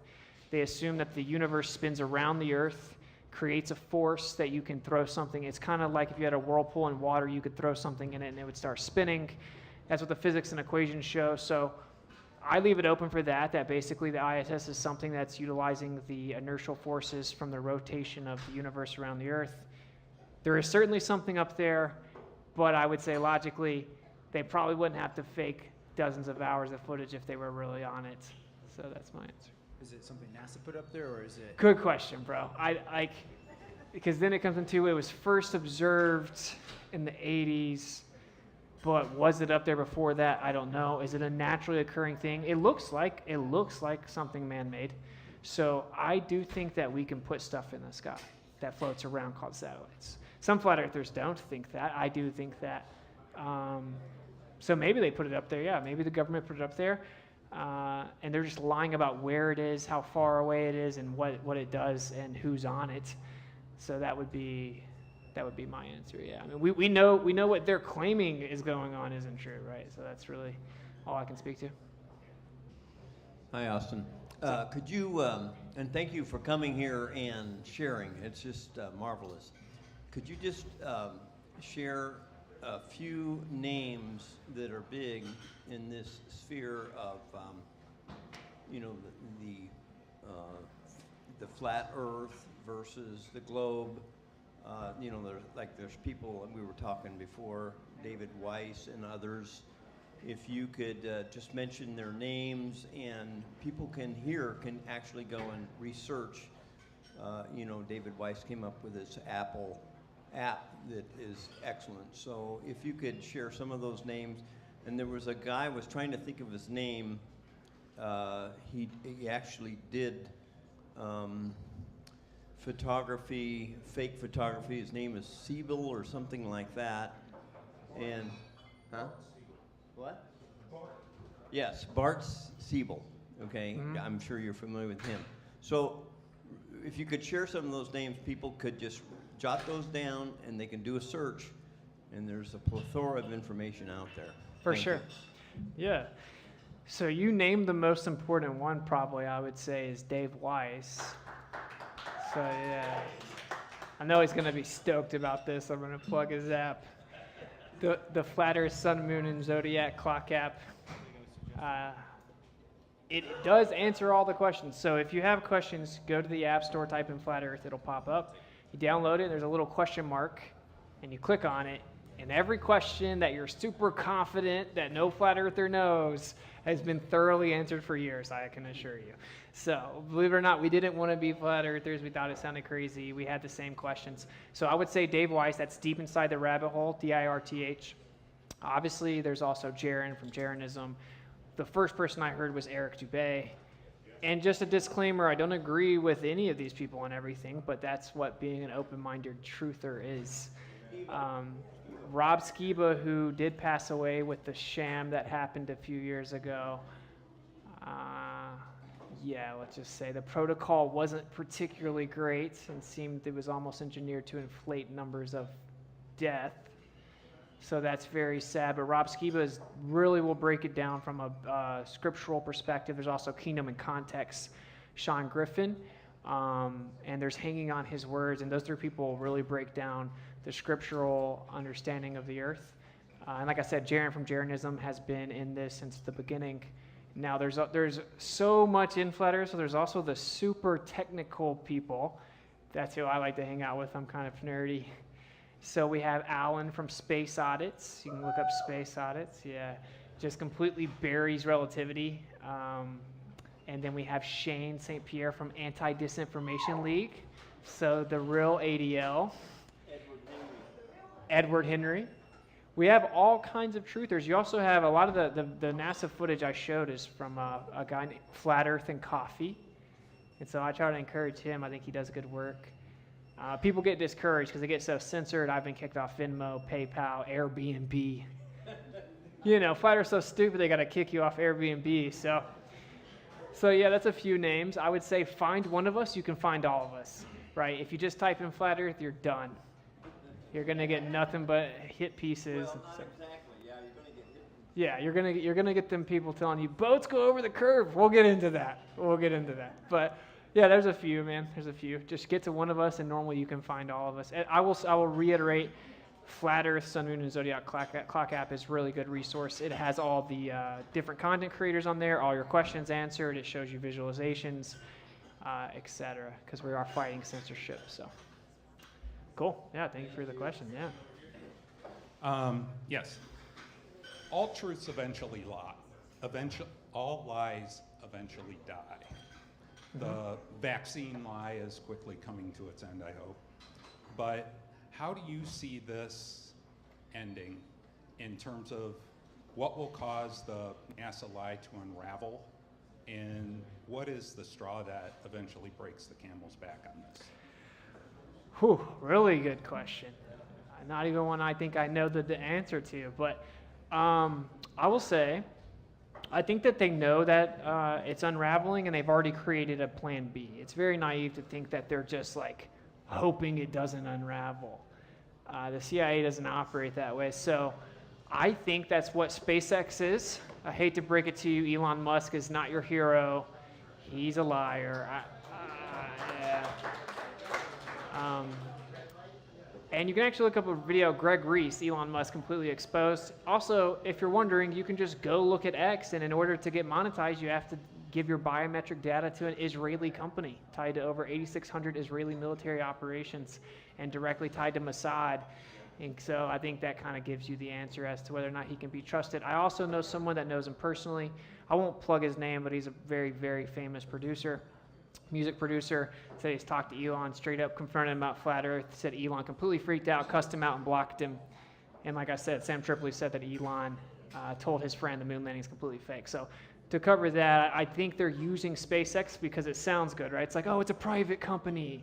And so they're going to admit that NASA's lying. NASA doctored global, quote unquote, temperature recordings to the 50s to push the global warming scam. People have found out that NASA is not credible and that they're lying, and obviously I just showed you just a fraction of the evidence. So I think that's their move. I don't think they'll ever come out and say, oh, turns out the Earth is actually stationary and flat and enclosed and built by an amazing creator and you're special and take a... They won't do that. They'll say, oh, well, maybe Electric Universe is right. Maybe the Earth is in the center. I don't even think they can say that. They're going to come up with a new lie, I would say. And that's why it's super important that before that happens and before AI can create a video of anything you can think of and you can't tell if it's real or not, the truth should get out now. So I guess that would be my answer. I think they've already been busted. The censorship has held it back for a long time. And that's why people need to stop being scared to talk about things like this. And maybe then it wouldn't wreck our lives. Yeah.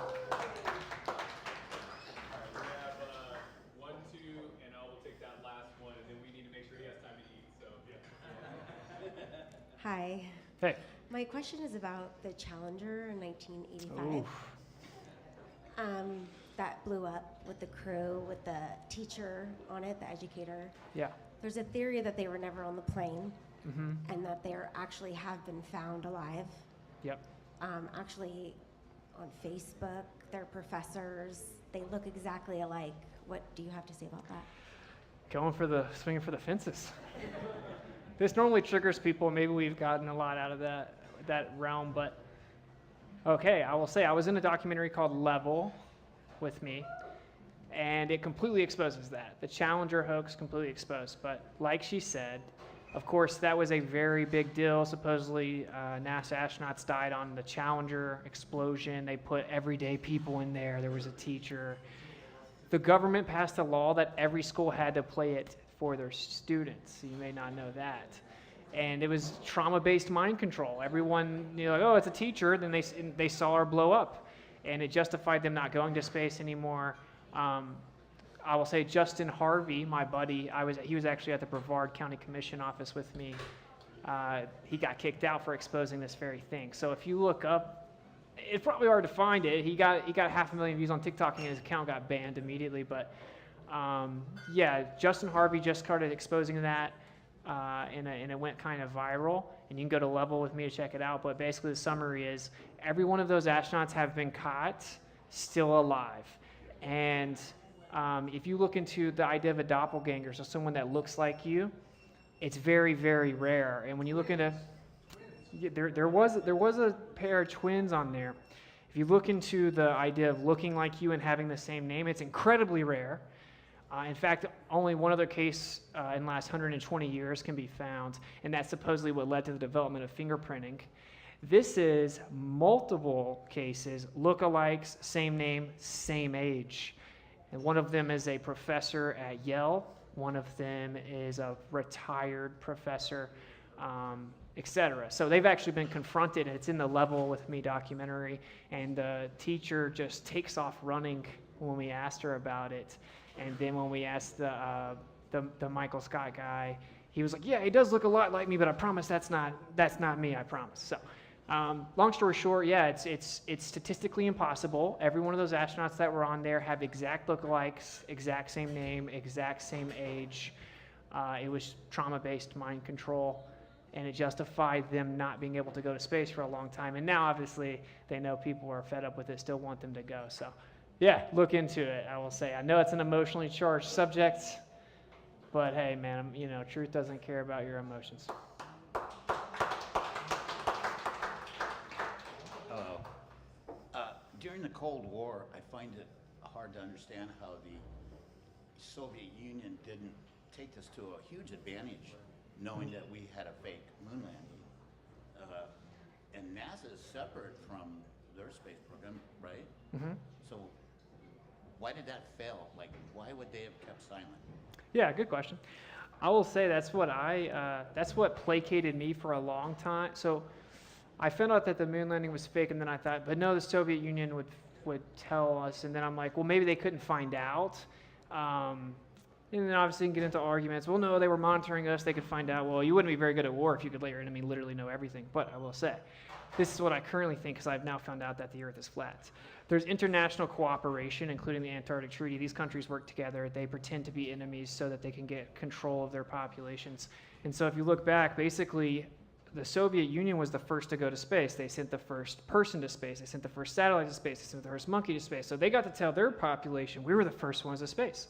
We got to tell our population we were the first that landed on the moon. And so when you step back and look at it a little different, which is that, oh, well, these are orchestrated. I mean, the Cold War was 40 years long. It was just a propaganda war. It was a war on your mind. And that would be my answer. And this is why I kind of use the analogy of the mob. Say one mob the feds start investigating a mob. The other mafia is not going to run up to the feds and be like, here's how it all works, because then they'll get caught. And so I think they wouldn't want anyone to know that space could be faked. I think they had some type of agreement probably, but even if they didn't, they wouldn't have snitched on them is kind of my take. And one thing I know for sure is something had to happen because the moon landing's fake, right? So. Okay, yeah. So Operation Mockingbird is declassified. CIA completely infiltrated every major news station and media outlet and put liaisons from the CIA inside of it to control the narrative and propagandize the American public. Declassified. Most of the news anchors you watch are CIA agents, not even a conspiracy, it's admitted.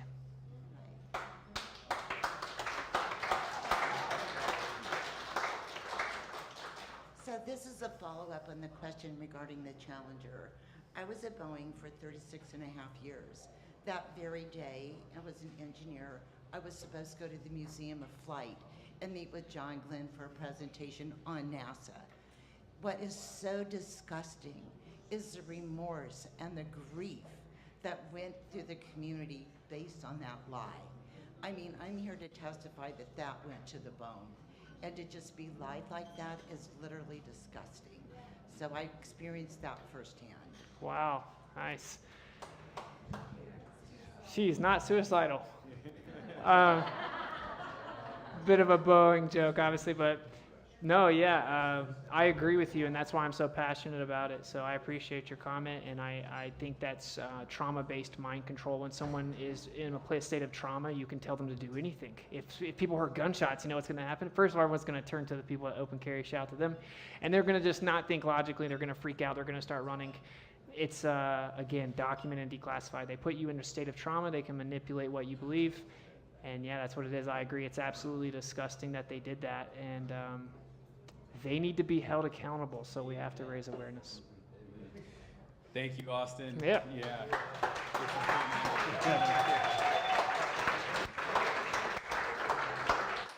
I just want to remind everyone that Austin, this is what he does as a living. And so I just want to mention that if you guys feel so impressed at any point, just look for ways to support his work.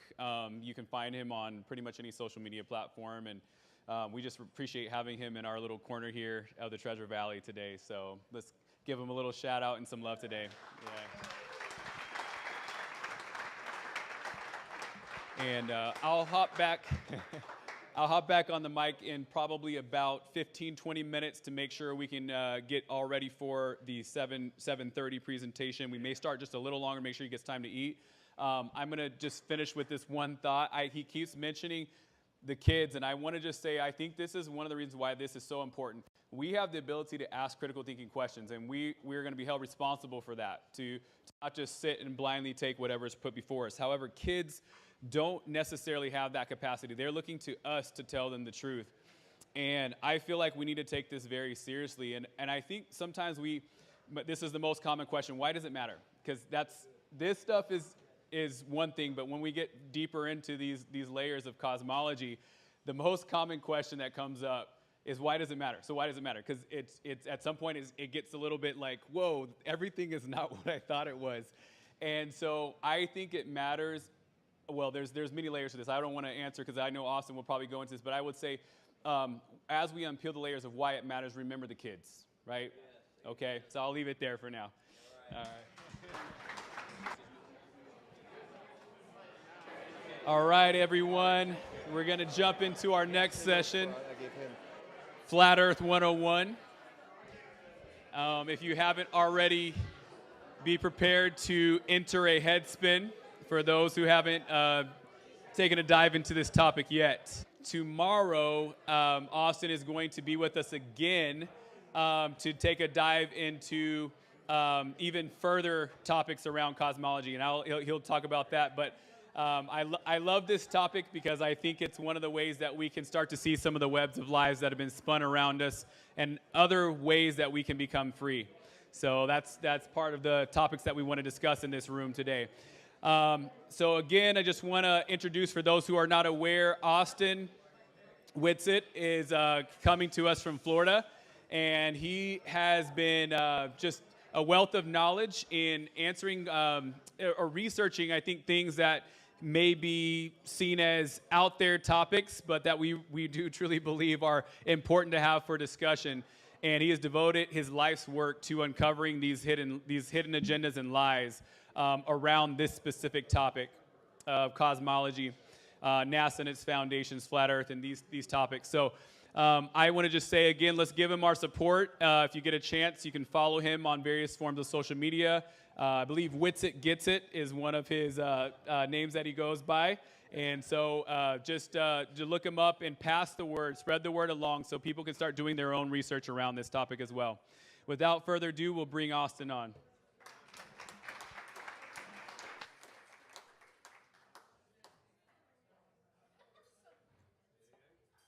All right.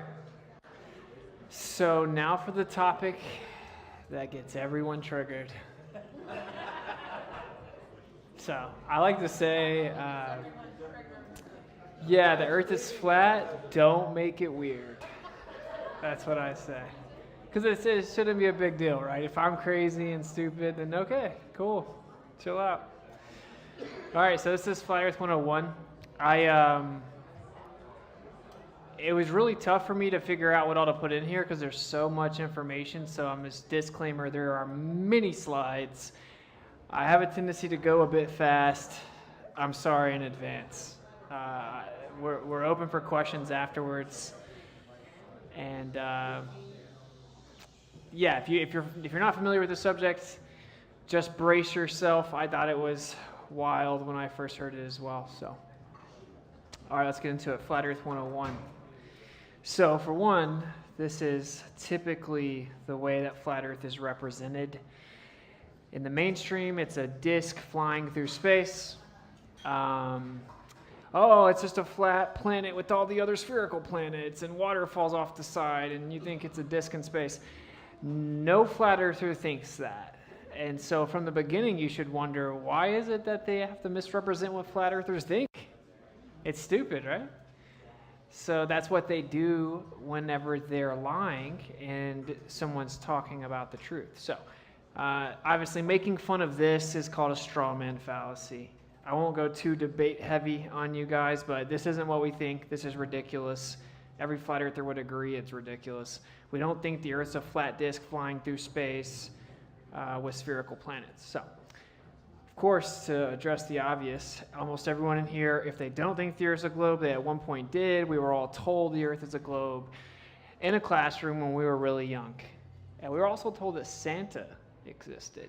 So the fact we're told something and believe it because of adults doesn't make it true. So I just want everyone to think about that for a second. Be honest with yourself. Why do you think the Earth's a globe? We know why, because you were told that from 5 up, if not sooner. Everyone thinks that, and that's pretty much it. It's not much deeper than that. In fact, every classroom, there's some kid that raises their hands and they say, well, why don't we fall off of it? Oh, silly student. There's gravity.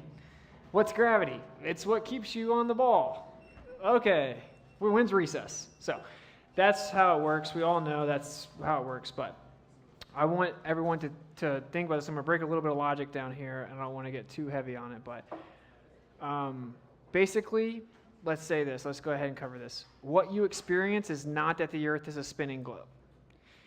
No one in here has ever experienced that. When you go out to a body of water, it's flat. When you see the horizon, it's horizontal. That's why it's called horizon, which is part of the word horizontal. No one's ever felt the Earth moving. So objectively, what you experience based on observation and experience and empirical evidence is that the Earth is flat and stationary. Now, you might think that's not the case, and they claim, oh, that's just an illusion. It's so big you can't tell. Well, maybe so, right? But on its face, what you experience is the Earth is not moving. The only person in here that might think the Earth's moving has had a little bit too much to drink. So we know the Earth's not moving intuitively. So this is a bit of a timeline. I have a whole stream on YouTube. That's Whitsitt Gets It on YouTube. I break this all down in detail. I'm not going to be able to do that tonight. We're going to breeze through it. But I break down the whole globe deception, the belief that we're on a globe. And this is it. And this is mainstream narratives, right? So you have the idea of the globe supposedly popping up around 350. And that's when you'll get people saying, stupid flat earthers, we've known the Earth was a globe for thousands of years. The truth is that everyone in the world knew the Earth was a flat, stationary plane enclosed in a firmament and everything moved around it for all of recorded history. And even if you believe the story that the Greeks came up with the idea it was a globe, they were considered weirdos. They were like a random weird minority. Side note, they were pedophiles. I don't trust them at all. Who cares what they have to say about the Earth? So just to address the misnomer that everyone thought the Earth was a globe, it's not true at all. In fact, even in China in the 1850s, it was popularly held and known the Earth was flat. And then the Jesuit priest went over there and convinced them it was a globe. So that's just to address that's a lie. But you have the idea that Aristotle looked at the moon and said, that looks like a ball, the Earth must be a ball. And then he said, oh, ships disappear, that must be because the Earth's a ball, and that's the official story. So we'll breeze through all of this. These are very intricate, specific things. Flat Earth is certainly not people that just live in their mom's basement that don't understand things. It's actually people that do diligent research. So I don't have time to go into all of these, but this is what I think is important, and I want you guys to know. So we're going to start at 1945, and we talked about that in the last one, Operation Paperclip. It's where we brought Nazis over here, specifically the SS officer of the Nazi regime, Werner von Braun, and put him in charge of space exploration. NASA was working with Disney at its inception, and that's because they are a movie company. So I covered that 1915 NACA was founded, and that was the predecessor to NASA. What is interesting is they were part of what's called the International Geophysical Year, and that's where every major country got together and said, okay, we're going to monitor the North Pole and the South Pole, quote unquote. We're not going to let people freely and privately explore there, which is interesting. So the reason NACA is important is the deception of monitoring the Earth and who travels on the Earth existed long before 1958, long before NASA, and that was actually done by NACA. Something called the International Geophysical Year was 1957, the year before NASA. So we covered that Operation Paperclip if you weren't here. SS officer, Nazi regime, brought over here with many engineers and quote-unquote scientists. They all basically admitted and came clean to all the crimes of the Nazis. They were all tortured, though, prior to doing that, and you may not know that. So he came over and said, sure, dude, tell me what to do. He claimed that he took us to the moon with his V-2 rocket. We covered that on his tombstone was Psalm 19:1, which says that you can't go to space because there's something called the firmament. So very next year, 1946, there was something called Operation High Jump. That's where the United States explored the Antarctic region, founding the first American base in Antarctica called Little America. This was led and organized by Admiral Richard Byrd. Richard Byrd was then on an interview on national television a few years later. He said, it's astonishing to me that there is landmass as big as the continental United States that no one knows about and remains unexplored. And there's tons of resources, and he thinks it's very important that people go and see what's there and beyond. That's Admiral Byrd, who led Operation High Jump. What's also interesting about this is if you know the history of the Nazis, we won't get too far into that rabbit hole, but you have a swastika. The swastika is actually about the constellation, the Big Dipper. Throughout the year, it has 4 seasons. That's what it's about. It's existed for thousands of years. It's also a symbol of peace.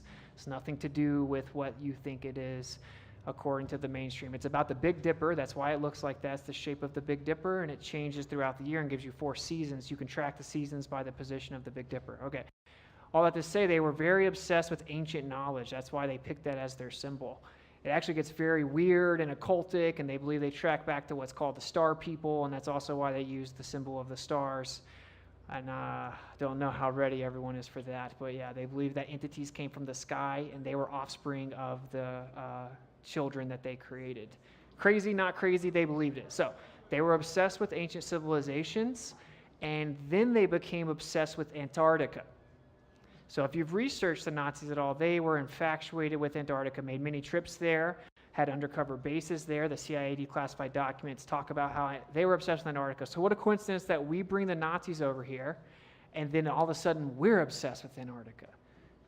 The very next year, so it's called Operation High Jump. All this is declassified, easily verifiable. So we go to Antarctica, we start exploring. The very next year, the CIA was founded. So that's probably a coincidence. So the National Security Act of 1947 established the CIA as an independent civilian intelligence agency within the executive branch.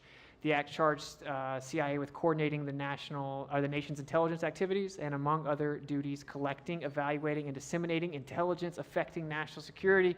As the great question alluded to earlier, they actually infiltrated all of mainstream media. They put CIA agents inside of it to propagandize and lie to you, and that's called Operation Mockingbird. If you're watching CNN or Fox News or MSNBC or ABC, you're watching the CIA, and that is a fact. And if you can't come to grips with that, well, you're lying to yourself. It's just a fact. So, the CIA has smuggled drugs, has been involved in human trafficking, has been involved in regime changes, has created all kinds of wars and infiltrated governments and created all kinds of fake opposition groups to start wars to infiltrate that company or that country with centralized banking.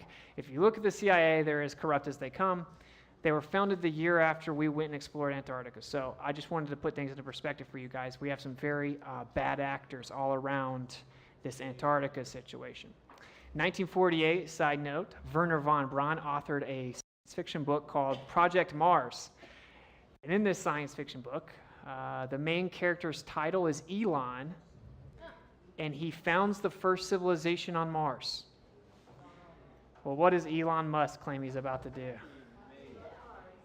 It's just a movie. It's just a script that they tell the public. They wrote it in science fiction books. The moon landing was predicted by Jules Verne, another Freemason in the late 1800s, verbatim, exactly where it would be on the moon. Everything about the moon landing was predicted in a science fiction book. Meteorites predicted in a science fiction book before they were allegedly discovered. The Titanic was prophesied or predicted in the Titan, the science fiction book. So what you'll start to find out is that there are groups of people, they write science fiction books, and then they say, okay, let's tell the public that it really happened. So that's what happened here. You can think it's a coincidence, but I think it's relevant because of Wernher von Braun, obviously, like I said. Elon founds the first civilization in Mars, written in 1948. 1952, the NSA was founded. So right around this time that we bring Nazis over here, we start popping off intel groups. And if you don't know, the NSA monitors every single square inch of your life. Obviously, Edward Snowden came out, tried to tell us, and he's on the run to this day. So just threw that in there because it's interesting. So you have 1955, Operation Deep Freeze, and that's the code name given to a series of U.S. missions to Antarctica. This led into the International Geophysical Year in 1957 and 58, which was a collaborative effort among 40 nations regarding the North and South Pole, specifically that private and free exploration was too dangerous, should be monitored. All major countries agreed, we're going to not let people privately explore there. This was actually basically spearheaded by NACA, because again, 1955, NASA did not exist yet. So we'll have to skip through some of the details. You should definitely look into the history of flat Earth and how the deception began. I'm giving you a brief overview, but they were still obsessed with Antarctica many years after we brought the Nazis. This is a decade later. So, 1957, the DEW system is founded. That's called the Distant Early Warning Line. It's a system of radar stations in the northern Arctic regions of Canada, Alaska, Greenland, and Iceland, where the U.S. set up trip lines to monitor any activity north of the 55-degree north latitude. It's now called the North Warning System, which it was updated to that in 1988, still in place today. So a lot of people know, oh, you can't freely and privately explore Antarctica. You also can't go to the North Pole. Now, of course, the Flat Earth says that's basically the center of everything. That's where everything is spinning. Ancient maps said that there was the Mercator map that you were all shown in school. His original map shows a North Pole with 4 land masses and rivers and a mountain in the middle. So they took that part out, but then they taught you the rest of the map. And so something is going on at the north. And if you understand a flat Earth, you take the compass and you're going to go east to west around the North Pole. And of course, Polaris is over the North Pole and everything spins around it. So the North Pole is very significant. In the globe, it's not significant. It's water. It's ice. It's insignificant. Russia has worked with us with the Northern Warning System. They do not let private and free exploration go to the North Pole. So that should be perplexing to you that it's 2024. You can't freely explore the Earth, north or south. We know why, though. 1957, this is a declassified CIA document that talks about the firmament. Wait a minute. What's going on? So they talk about actually mapping out the firmament and knowing different zenith distances. Zenith is the location directly above your head. So they're saying the distance above your head to the firmament changes based on where you are on the Earth, which sounds a lot like a dome, right? Now, the CIA has mapped this out and says that, in fact, their approximation methods were proven accurate. So the CIA says that there's a dome over the Earth, and they've mapped it out in 1957. They specifically used the word firmament. You've obviously never heard of this. The very next year, 1958, NASA was founded. Okay, so what does NASA say? Oh, well, we're going to tell you what's up above you, and we're going to go to space, and we're going to tell you how it all works. So it's very interesting. It's the same year as the International Geophysical Year. The government has a document. It wasn't declassified till 2000, talking about how there's a firmament. And actually, a Russian scientist figured out how to map it out perfectly. And then the very next year, we have NASA founded. We covered them in the previous presentation, of course. We also have the next year, after Antarctica was founded, the Antarctic Treaty was signed. And of course, that is no free and private exploration to Antarctica, still in place today, not even up for review until 2045. And so people ask questions like, why didn't the Soviet Union tell on the United States? Well, what about China? What about all these people? Are they in on it? They're all in on the Antarctic Treaty. So they aren't going to war over a huge piece of land and resources. So that doesn't add up if they're enemies. They've all agreed to it. In fact, Iran recently said, we're going to back out of that. We think we have, entitlement to Antarctica. You know what happened recently, maybe. The Iranian president died in a helicopter crash. Side note, Slovakian prime minister came out and said, I'm going to expose the pandemic and everything that happened with it, including the bioweapon called medicine. And then one of his cabinet members said the Earth is actually flat. And then he got shot 9 times in the street the next day. So this is a very real thing. So anyway, every single country has agreed, major country that has power to do anything, that they won't let you freely and privately explore it. I threw this in here, another intel agency, 1961, Defense Intelligence Agency. So all of a sudden our government's freaking out. They're making laws and rules you can't freely explore. They're creating all kinds of intel agencies to monitor everything that you do. So a little pattern recognition will tell you what's going on. Next year, 1962, Operation Fishbowl. It's part of a bigger operation called, this is all declassified, of course, called Operation Dominique, which translates in Latin to of the Lord. So this is Operation Fishbowl of the Lord. What does that mean? They're shooting rockets, high altitude, quote unquote, nuclear tests. We'll get into the nuclear bomb fiasco. That's a hoax, but it doesn't matter. They're shooting weapons at high altitudes, and then they call that Operation Fishbowl of the Lord. And they find out that the bombs explode at certain heights. 1962. You couldn't make it up, bro. You couldn't make it up. You know what else happened in 62 right after that? JFK said we're going to the moon. Same year, like a month later. And we covered this. He said, oh, we're going to go not because it's easy, but because it's hard, or whatever. Now, we know what happened to JFK. He got assassinated. The CIA was directly involved. Mossad was directly involved, called out AIPAC, called out Israel, called out a bunch of things you're not supposed to call out, called out the Federal Reserve. He's a little too big for his britches. Arguably found out he couldn't go to the moon and would blow the whistle on it. So we'll move forward here, and then you have the Apollo missions in 69. We landed on the moon allegedly. Then 72, the last one, where they slingshot around the moon and take the picture of Earth. And there it is. Debate over. The blue marble, the infamous blue marble. So this shut it down. So when people say, well, what is exposing NASA matter? Well, they're the ones that supposedly proved the Earth's a ball. So there is the history there, so you know they don't claim to even have a real picture of the Earth since then until like 2015. The default wallpaper on all the iPhones was a globe. And admittedly, Robert Simmons, the guy who did that and was contracted by NASA, said it's completely photoshopped. We take pictures at high altitude with planes. We put it together with a flat map. We then wrap it around a sphere. And then we come in and we paint it with Photoshop and paint. Direct quote, basically. Paraphrased quote from NASA themselves telling you that the default wallpaper in 2002 was a cartoon. Why would you have to do that? Why would you not just use the real pictures? Why don't you take some more real pictures? Because there aren't real pictures of the Earth being a globe. It's all fake. This is probably a painting that they took a picture of. So with Flat Earth 101, I could have gone one of two ways. I guess I could have broke down a lot of the basic questions that you'll have. We'll get into that in a bit, but I want to break down how we know the Earth is flat. And it doesn't really matter if we know how everything else works or not. Okay? So if the Earth is a sphere, then it has specific things that have to be true. It has to be a certain size, it has to be spinning. If it's not a sphere, then what is it? If the Earth's not curving, if this table's not curving anywhere, what is it? It's flat. Okay, I don't need to know how far away the stars are to know that the surface of the Earth is not curving. And I'm pointing it out because that's what always happens. This information gets very uncomfortable. People don't like to hear it, so they default to, well, then how would this work? How do the eclipses work? Well, what are the stars? What are the planets? How far away are they? How far away is the bottom of the ocean? Like, bro, we don't have to know how everything in the universe works. It's insane that people were brainwashed to think that you could know how everything in the universe works. Just pointing that out because I already know that's how it works. People don't face the information and the evidence for what it is. They just try to find some question they think Flat Earth can't answer, and then the Earth becomes a globe again. That's not how it works. So claim number one, because we covered that the default position is that the Earth is flat and stationary. That's what you experience. Just like how I have this water in this cup, and if I turn it, it keeps finding level and being flat.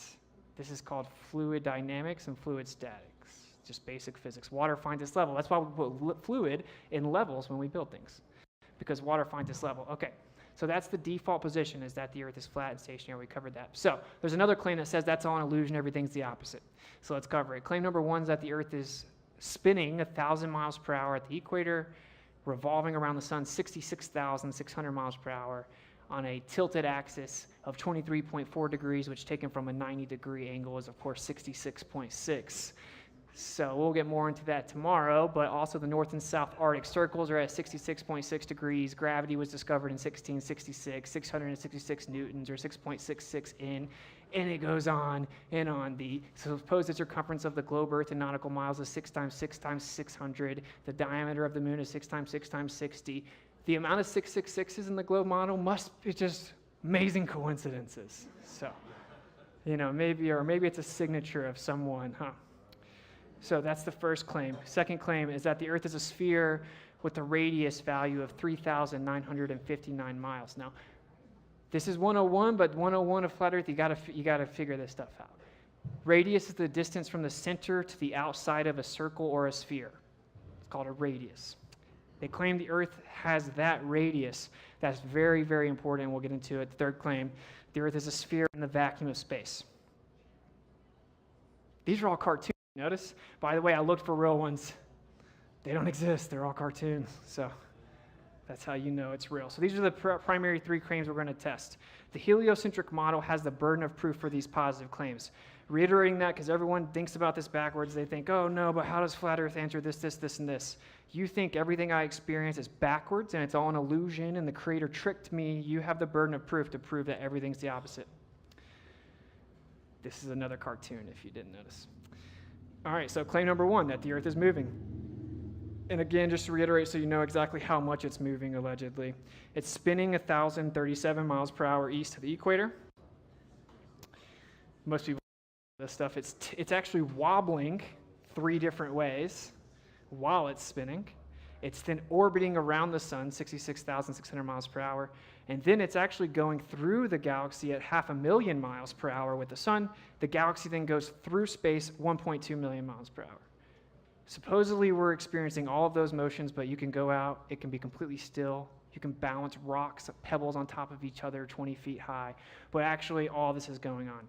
They will claim, well, you just can't tell. It's magic. That's what I call relativity. So, all right, I'm going to try to breeze through this. This is more technical stuff. You can go to my channel to learn more about it, but this is an autobiography. No physical experiment ever proved that the Earth is actually in motion. Lincoln Barnett in The Universe and Dr. Einstein. No one's ever proved the Earth is moving. This is Einstein himself telling you that the sun being at rest or the Earth moving or the sun moving and the Earth being at rest are equally valid, and you can't prove that the Earth is moving. Here he is again saying every time we try to develop a test on the Earth to prove the Earth is moving, it failed miserably. We can't prove it. In fact, my theory of relativity had to explain away the fact that everything shows the Earth is not moving. Here he is saying that no optical experiment can prove that the Earth is moving. I'm going to breeze this. All this is very important and somewhat technical. This is something called Michelson-Morley. One of the most famous experiments in all of physics, changed the entire world of physics. Very simply, they shot lasers. Well, they weren't lasers yet. Light beams perpendicular to each other. If the Earth was moving through space, it would have taken one of the light beams longer to get to the receiver than the other one. Very simply, the light had to catch up to the Earth if it was really moving, and that would cause them to intersect like that, the light beams. Okay, so this is what was expected, and this is what was actually observed. So this was a major problem. Major problem, because this was over 10 times more sensitive than it needed to be. This is where you get Einstein. We won't even get into how insane that person was, but you know, married his first cousin, wanted to hook up with her daughter, was an ethnic supremacist, so on, so on. So, doesn't mean his physics is wrong, I guess. Here's another very famous physicist, an author, Ronald Clark. He's explaining what happened after that test was that they had a serious problem, and there was only a few options, one of which was, he phrases it as scuttling the whole Copernican theory, which is the idea that the Earth is flying around the sun. It's not special, it's insignificant. So basically he's saying, one showed that the Earth wasn't moving, as it says here, was standing still, but that wasn't even an option. Why is that not an option? Isn't that how we experience the world? Isn't that how we build everything? Isn't that literally what we've seen since we were born? How is it not an option? That's not science. Anyway, going forward, this is more technical, but they claim that the apparatus contracted and got smaller, so it looked like the Earth wasn't moving, but if you went to try to measure it, it's going to look like it's the same size. I want everyone to grasp how insanely ridiculous that is. It's like me saying that this table shrank, but if you come measure it, it's going to measure like it's the same size. But trust me, bro, it got smaller. You just can't tell it got smaller. And that's because it's flying through space right now. So it's getting smaller in the direction of motion. But try to measure it, well, your ruler's going to get smaller too. So it's going to look like it's the same size. This is official mainstream physics, top-line academic sources. This is why people won't debate it, by the way. So here's Einstein straight up saying, well, if these tests are true and we are detecting a little bit of spin, then my entire theory is wrong, collapses like a house of cards, etc. So this is supposed to be 101. This is much more complicated. Long story short, here are all the other tests that have proven that Michelson-Morley shows the Earth is stationary. There's a drift. You can measure the sky moving. There are no answers. No answers. Most people kind of default and think, oh, well, I just don't get this stuff. There's a physicist or scientist that's smarter than me that's done it or understands it. Well, tell them to hit me up, because I've talked to many of them, and they admit they don't have an answer for these things. So to summarize the motion part, obviously it's simple. You don't experience the Earth moving. Here's Einstein saying, when I was a student, Michelson proved that everything on the Earth happens as if the Earth is in a state of rest, and you'll never notice anything on Earth as if it moves. It doesn't move, huh? Okay, so we haven't fulfilled the burden of proof the Earth is tilted, wobbling, spinning, revolving, flying through space. That's just a made-up claim. So claim number 2 is that the Earth is a sphere. This is where it all gets really uncomfortable. So if it is, it has to curve at a certain rate. Like a basketball. The basketball curves the size of the basketball, right? So here's the depiction of the radius. The globe Earth model makes very specific claims about the size of the Earth. If that is wrong, the entire model is wrong. The reason is day and night cycle uses it, distances on the Earth uses it, gravity uses it, supposed missions to space use it. Every single part of the globe Earth model uses that number right there, 3,959 miles. If that number's wrong, the entire model's wrong. I don't need to know what galaxies are, how far away they are. I don't need to know what's under the Earth. We know this can't be true, right? It's very important to rewire your brain because people are like, well, but they told me that looking back in time and that the sun are different stars and what's your answer? Doesn't matter. Doesn't matter. If the Earth is a globe, it has to be this size. So let's test it out. So, and make sure everyone understands, if it's a ball, it's curving at a certain rate based on that size. When you look out, you're going to see a hump or like a mountain blocking you. The analogy would be, if I walked around the corner to the bathroom, could you see me still? Of course not. Could you look through the wall and see me? Not unless you're Superman or something, right? So you can't see me. That's what the Earth would be doing. There would be a mountain in front of you blocking what you see at a specific rate. That's called the horizon, the geometric horizon. So the Earth should block you in the distance. So they told us, well, you know, boats go over the curve of the Earth. So I'll bring this back right here. You can see the boat's nowhere to be found. It must be behind the curve of the Earth. Oh, look, there's the boat again. Boats don't go over the curve of the Earth. That's not why they disappear. You can zoom them back in. With binoculars, with cameras, with telescopes, you can see them again. Oh, the bottom of the boat's hidden. Yeah, it's in water. So, and this is supposedly how they first proved it. And if you Google it, it'll still tell you that boats proved the Earth's a ball. That is a lie. That's not true. So, to kind of understand, if you can envision looking down the end of a long hallway, it'll look like the ceiling's coming down, the ground's coming up, and it's converging. That's perspective. And then what happens is they converge to a point and they give you what's called the horizon. So the horizon isn't physical. It is not a curve. It's not something that you can stand on. It's just apparent. It moves around. Okay, now on the globe Earth, it's physical. It doesn't move. It's blocking you. I hope that landed. Here is a video time lapse of the horizon moving. So is the Earth breathing in and out? Is it getting bigger? It's not. The horizon is just an optical place. It's not a real place. It's just based on atmospheric conditions and perspective, it moves around. So here's the horizon has been seen over 10 times further than it needs to be if the Earth's a globe. So if we pause it right here, you'll see that the horizon, this camera is like 1.5 feet off the ground. So it's basically on the ground. And the horizon should be at really 1.2 miles away. These oil rigs are 10 miles away, and the horizon's behind them. That is physically impossible on a globe. And people will make up all kinds of excuses. It doesn't matter. It's basic geometry. The horizon has to be in front of the oil rigs. And no any magical invocation of refraction picks up horizons, lifts it behind a physical object, but doesn't affect the physical object. That's not how it works. That's just a made-up story. So this right here refutes the globe. Here's a contrasted, higher quality image of that. You can see the horizon's clearly behind the oil rigs. The way that you can tell is the oil rig on the left is blocking the horizon. So obviously the horizon is behind the furthest oil rig. Again, at 1 foot off the ground, you should see the curve of the Earth at 1 mile, and that's over 10 miles away. This is physically impossible. This is why flat earthers exist, by the way. They went and looked at the Earth.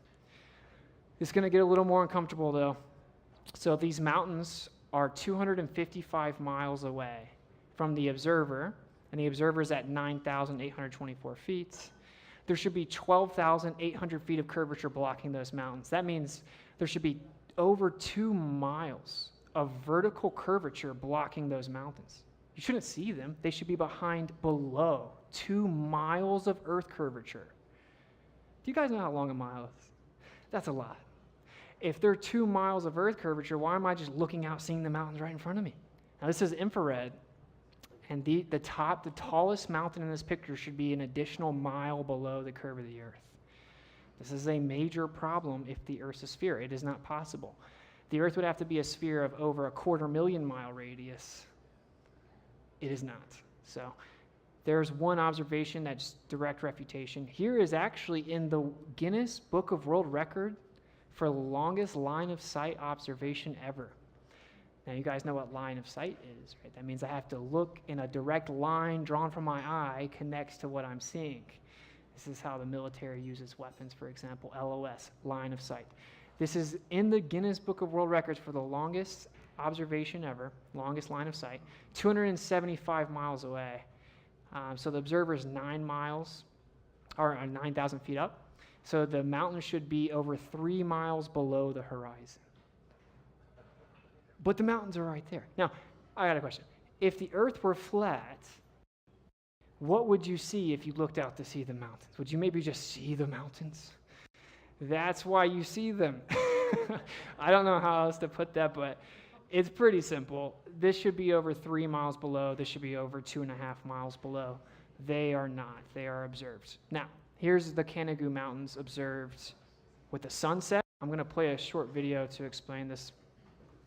But basically 2 times a year, based on the sun sets in a different place throughout the year, it sets behind these mountains, and you can book a flight right now to fly out there in October, and you can know that you're going to see those mountains. And the way you know that is because the sun's going to set behind them and backlight them. Those mountains should be completely thousands of feet below the Earth's curvature. And what do they claim? They claim that it's refraction. So we'll just go ahead and address the elephant in the room if you've looked into it. This can't be refraction. That's a shadow. Refraction is about the bending of light. This is the absence of light. It's a shadow. Shadows can't bend due to refraction. They're not light. They're the absence of light. This is physically impossible on a globe, and there's actually no way around it. Even worse than that, you're claiming that refraction just conspires with the Earth on those 2 certain days the sun sets behind the mountains to make the Earth look flat. So we're getting really crazy. Like, who's the conspiracy theorist again? You know, like, this can be reliably observed. So I'm going to play, I don't know how long this is. I'm going to play a couple minutes because I think he breaks it down for you just so you know the evidence. Maybe I shouldn't actually, though. I'll play a little bit of it. Times of the year, Okay, let's check it out. Canigou is a mountain located in France that has a top elevation of 9,134 feet. Twice a year, in February and October, many people go to Marseille, France, to film Canigou. At these 2 times of the year, the sun sets directly behind the distant Canigou, creating a mountain silhouette. This event has been observed since at least 1808, and here's a photo taken in 1898. It's a beautiful event, one that I hope to see my...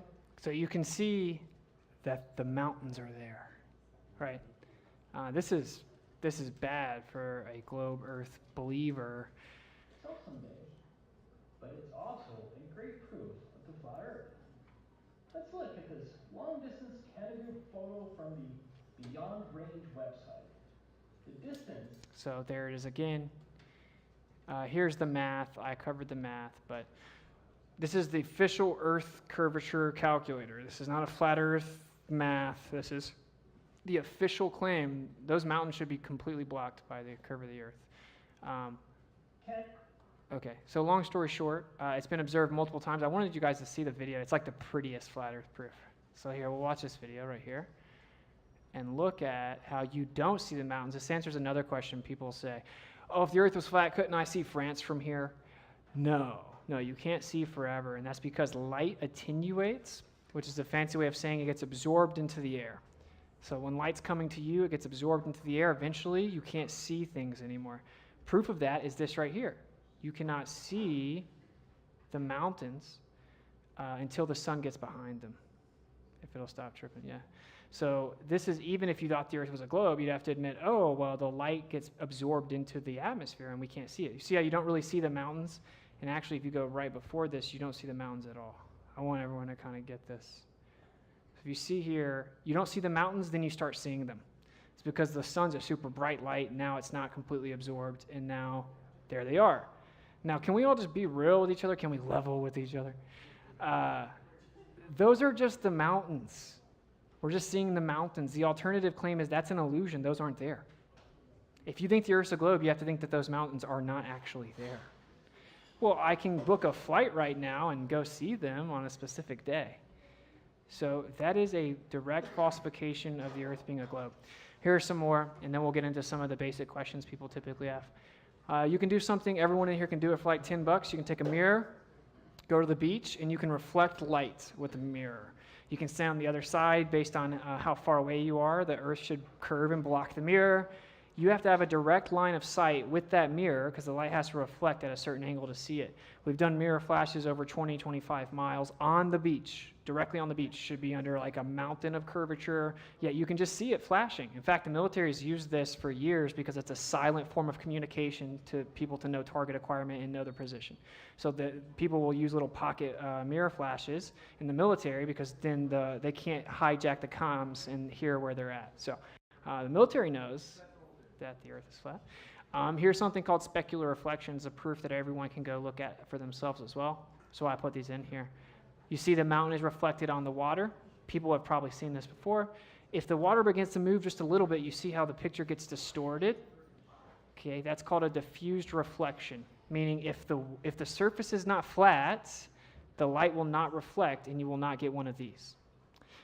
So the fact we're looking over large bodies of water and we're seeing the direct one-to-one reflection means the surface of the water has to be flat. If you've ever seen like a clown house mirror, you look all distorted, it's because the mirror is bending.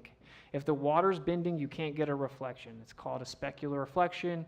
If the earth is curving, you would have a diffused reflection. This would be impossible. They're observed all the time, all over the world. This is a falsification of a globe. Here's another really simple one. If the earth is a ball and I'm standing on top of the ball, the earth is going to curve down and away from my feet in all directions, right? Because it's a ball. So I'm standing on top of the ball, it's curving down and away from my feet. That means as I get higher, the earth's going to be further and further below me because it's curving down and away from my feet, right? It's a ball. Now here is what happens in reality. When you go higher on the earth and you look at the horizon, if this will work, it's frozen. How dare them.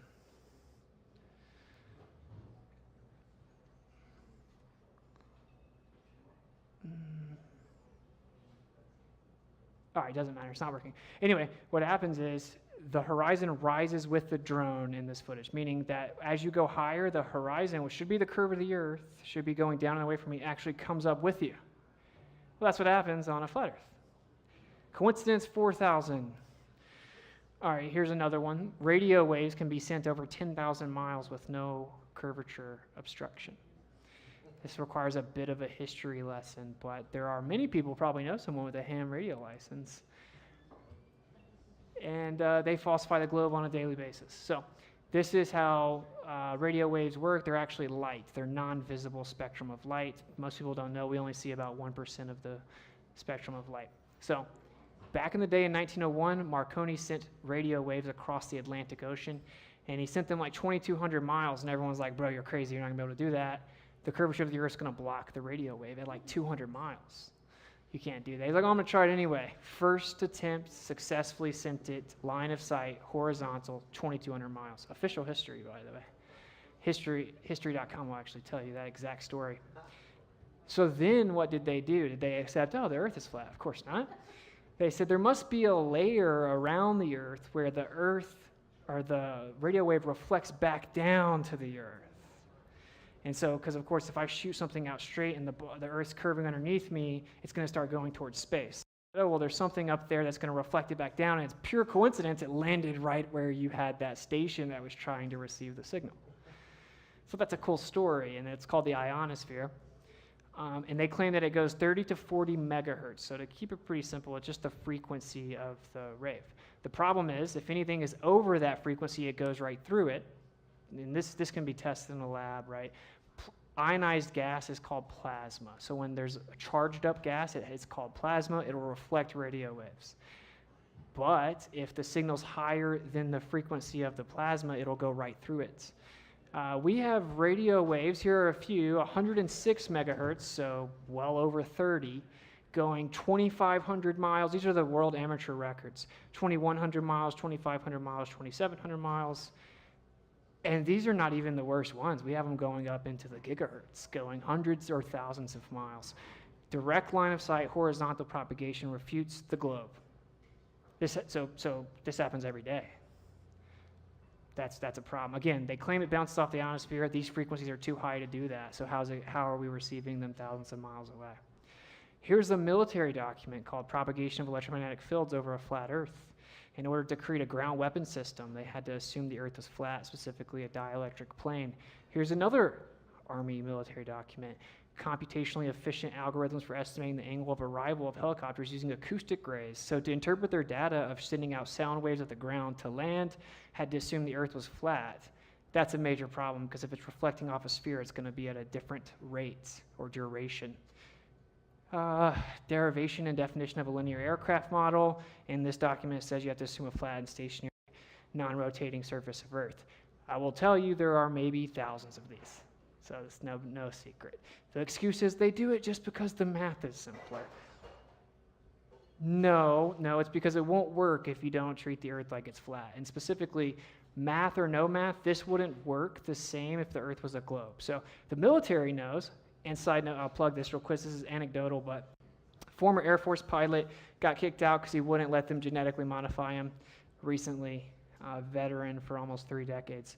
He was a WSO, Weapons Specialist Officer, and he told me about how when they were overseas, deployed in Afghanistan, they saw the K2 mountain range, which is 28,000 feet tall, while they were flying at 28,000 feet up, directly level with them from 300 miles away.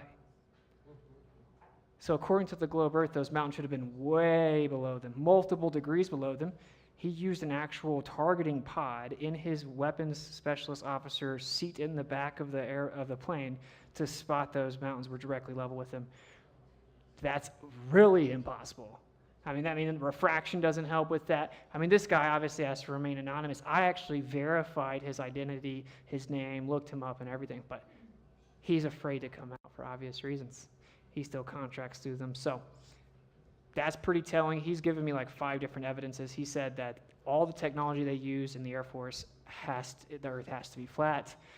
Take it or leave it. Maybe you know someone's in the Air Force. Go ask them some questions. Ask them how the radar works. Do they use linear functions? Okay, claim number 3, and then we'll get into more of like how does this work questions. I don't have a bunch of slides for this one because I knew I was going to be pushing it time-wise, but supposedly the Earth is in a vacuum. And so the simplest way to show that this is impossible, I will tell you, it's called the second law of thermodynamics, blah, blah, blah. Fancy way of saying when you open the soda, it goes psh, because it's equalizing to the lower pressure around the soda. So there's pressure built up in that soda once you remove the sill. It equalizes. That's because high pressure goes to low pressure. That's called the second law of thermodynamics. It isn't really a debate or a theory, it's just a fact of physics in natural world, right? It's called the second law. Heat goes to cold as well, same thing. Your coffee, if you make coffee, it'll cool off. It's because the heat goes to the cooler region. If you leave your door open, the AC will leave, right? The heat will rush in. So very simple stuff. High pressure goes to low pressure, heat goes to cold. So they claim we obviously have an atmosphere. If we didn't, you wouldn't be alive. And they claim it's inside of a vacuum. Now, this is a major problem because the air is going to fill the vacuum. And violently, it's not going to take its time, it's going to violently fill the vacuum. So the technical argument is that entropy will increase in all natural and spontaneous systems. The system will spontaneously seek equilibrium, violently filling the available space. You can also look at gas law. But the problem is the globe Earth claims that we're just flying through a vacuum with no container. Conveniently, we know that the Earth is contained, just like the CIA does, which is why they mapped out the firmament in 1957. So that's why you have gas pressure, is because it's contained. It's not around a vacuum with no container. You're not flying through, whizzing through bottomless pit in all directions with nothing protecting you. You may die from asteroids. That's all fake pseudoscience. So long story short, this isn't real. This is scientifically and physically impossible. I've asked every PhD under the sun that will talk to me. They have no actual answer. They'll say gravity, then when you ask them, wait, gravity's strongest at the surface, it doesn't stop gas from filling available space here, how would it do it where it's weaker, closer to the vacuum of space? And they just give you, I don't know. So we're talking PhDs. So here are for some of the questions. So people will say, well, how does the sun set if the Earth is flat? So conveniently, I put this picture here. I'll show you a video right here, I believe. So check this out. Obviously on the globe Earth, we're spinning. So when we go look at the sun and it sets, we're actually falling backwards. We just can't tell. And the sun looks like it's moving, but it's not moving. That's an illusion. And so when the sun starts setting, it's because we're falling backwards, and then the Earth's curvature blocks the sun. Okay? Other option is we don't feel like we're moving because we're not. The sun looks like it's moving because it's moving. I know, I'm crazy. So now here's a problem. They claim that the sunset happens because the Earth's curvature blocks it. The sun's going below the Earth, right? Well, here's a video of the sun, and people will say, oh, because it disappears bottom up, it can only be the curve of the Earth, blah, blah, blah. Here's an actual video of a real sunset. Wait a minute. What's happening here? The sun is setting way above the horizon. So the curvature of the Earth isn't blocking the sun right here, is it? So this proves that, no, the sunset happens because it moves away in the distance, and based on the horizontal layers of the atmos, it gets too far to see it. And the bottom of the sun gets to the thicker part of the atmosphere first, it just starts to disappear. It's like if I take a flashlight away from you in the fog, you can't see it. See, flat Earth isn't super complicated, and anyone that tells you sunsets don't work on a flat Earth are sadly mistaken. In fact, they only work on a flat Earth because here we are watching them disappear above the horizon. So that's how the sunset works. I got another visualization for you.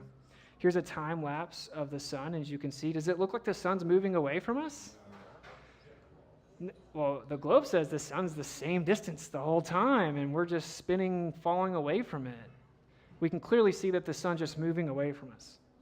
That's why it's hotter at noon, because it's right above you, not 93 million miles away. Here's the depiction. We have a hallway. You see the streetlights. Let's look at the streetlights. All those streetlights are the same height, right? But they look like they're going down. They're all the same height. It's because of perspective. Perspective makes the streetlights look like they're going down. Here's a time lapse of the sun in the bottom right here. Looks exactly the same, huh? And so a good analogy is, you know, it looks like railroad tracks are converging. If you flipped the railroad tracks on their side, that would be the sky and the ground. Just looks like it's converging, just like railroad tracks do.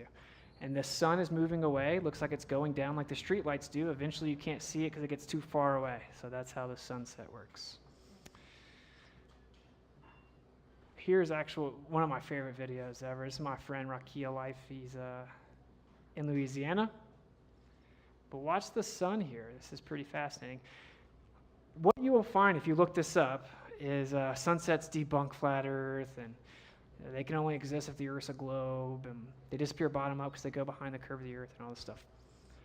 No, we've seen the sun disappear above the Earth multiple times. The sun is not going beneath the curve of the Earth. And what's so funny is, even on his face, we're supposed to believe this straight horizontal line right here is a curve. No, it's not.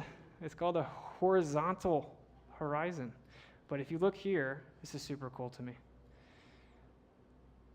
You're going to see the sun start to disappear. I'll just move it forward. Yeah, look at that. The sun's disappearing all of a sudden above the water. Look, it's just disappearing into the air. This is, of course, proof that the sun disappears because of the atmosphere. There is no sphere, of course, because air doesn't have a shape, and nor is the Earth a sphere, but you get it. The atmos. So, there's proof of that. To cover that, here's a few more things to wrap this up. So, day and night cycle, people say, why isn't the whole Earth lit up, right? Like, why isn't it daytime all around the Earth if the Earth is flat and the sun's here locally? Well, we just covered why, right? The sun disappears into the air. It can't travel forever, the light. I won't go into the fact that light can't actually travel in the first place. It's a whole thing. But anyway, here is a depiction of how day and night works on a flat Earth. So here's a dome. We're going to take a light source, and you're going to see how it works. This bottom animation here is the actual day and night data throughout the year. So June, March, December. What a coincidence. If you put a light source near a dome over a flat Earth, it perfectly matches day and night on the Earth. That's coincidence 4005. So as to whether or not day and night works, of course it does. No, it wouldn't be daytime all the time. No, you wouldn't see the sun from across the whole Earth. Unless you deny basic physics, I guess. But just so you guys know, that is how it works. Hopefully I feel like visualizations are normally better for people. So that's how it works. You see how obviously part of the earth is dark there, right? And then as the sun moves around it, it's going to give you day and night. So just like we see, the sun rises, it goes over our head, and then it goes away. There's another claim that says the sun's not actually moving. So you decide. All right, another question we get, because there's only a few I have on here, seasons. I figured a lot of people may ask questions, but here's how the seasons work. The sun moves in and out from the center throughout the year. So over a flat earth, it just moves over top of the earth. So obviously right now, it's summer for us, so the sun is closer to us like right here. You can also take a time lapse of the sun and it does a 360 around you in the north. So like in Alaska, you can see 24-hour sun. The sun goes in a perfect circle around you. Well, yeah, that's how it works on a flat earth. And then it moves back out throughout the year, and that gives you winter because the sun's further away from you. So you have shorter days. It gets darker quicker, and then you have the winter because the sun's further away. Now it's their summer. So that's how it actually works. I bet most people in this room don't even know how the globe model claims it works. I'll tell you. They claim that the earth is tilted. So if you look right here, they claim that the earth's a ball that's tilted, the sun's coming from 93 million miles away, and it's heating up the earth. There's a problem, though. So we see that if we look at the temperature signature data, right, so the actual heat temperature of the heat signature of the earth, the hottest part is the equator. Most people probably know that. Well, if the earth is a tilted ball, if you look up here in the top left, the sun rays are actually going to hit the earth slightly above the equator first. That means if the earth is a ball, the hottest part of the earth should be above the equator, because the sun rays will hit the earth first because it's tilted towards the sun. I have never heard a rebuttal. I've been in this for 8 years. I've talked to all of them. There is no rebuttal to this. This is a major problem. Now, look at the bottom left. Oh, remember we saw the sun just moves in circles over the earth. Of course the equator is the hottest. The sun is over that area the longest. So it makes perfect sense on a flat earth. And this is why you get the analemma, because the sun moves out away from you, and then it comes back and gives you your seasons. It changes its path throughout the year. That sun actually gets smaller in the winter because it's further away from you. It literally is smaller in our sky, even with solar filters. So that's a major problem for the globe. It's also an explanation so everyone knows how it works. A few more things and we're almost done. So people will say, well, how do all the planets move? How do the orbits work? Stuff like that. If you see here in the center, this is the Earth in the center. So this is a geocentric model, which means Earth-centered, right? So if you have the Earth stationary, it's in the center of the universe. It's just all the planets mapped out on a stationary Earth. And it makes a flower of life. So this is sacred geometry. It's called a flower of life. Now, what's interesting is this right here on the left is a Farrell cell image of a magnetic field. So magnetic fields give you that exact same pattern. So when people say you have no flat Earth model, no, actually we have a far superior model. It's seen at all scales of physics, from quantum all the way to the cosmological scale. And it perfectly matches the sacred ratio, the golden ratio, the flower of life. Now, the heliocentric model is just like chaotic. It doesn't make any sense, but the stars keep resetting. So here's a few more depictions for you. So you remember I showed you guys a fake model. This is the real model. And someone asked about the ISS earlier. If you look here, this is the ISS trajectory on a flat Earth. Interesting. It's the same exact pattern as the magnetic field. It's almost as if there's a magnetic field and they can catch the field lines and move around. What's even funnier is they said we can't go to space because of the Van Allen radiation, right? Well, yeah, they can't go to space. They're in a torus field. It's a magnetic field. There's a firmament. So now what's interesting is why does the ISS not go over the North Pole or the South Pole? So this is very quickly flipped around, and now the ISS is a major problem for everyone but flat earthers. This avoids the North Pole and the South Pole. All satellites do. These are all the paths of the planets. This is the magnetic flux data mapped on a flat Earth. It does a vortex. I encourage people to look more into a lot of the specifics of this. I don't have time to go into the technicalities, but just so you know, these are Farrell cell images of a magnetic field. That's how they look. The planets perfectly match it. The passive quote-unquote satellites perfectly match it. So when they show you this is fake. This is not what anyone thinks. And if Flat Earth is so stupid, you wouldn't show people that. You would show them this and tell them why it's stupid. They'll never do that because this is the unified theory of everything. It's hands down far superior to anything that modern physics has to offer. So in conclusion, that is our actual model. That's my model. Look, I don't speak for everyone else. The thing about flat earthers are they're all very open-minded. They think for themselves. We're not a cult of thought. But simply, the Earth is stationary. The sky spins around it. We're inside of this giant torus field. Like I said, this may be a foreign concept to you. You should look into it. But in summary, what we know it's not is this. This is not real. And it's okay. It's okay. So, there you go, Flat Earth 101. Thank you, Austin. He's all the way out here from Tampa, Florida, by the way. Isn't that awesome?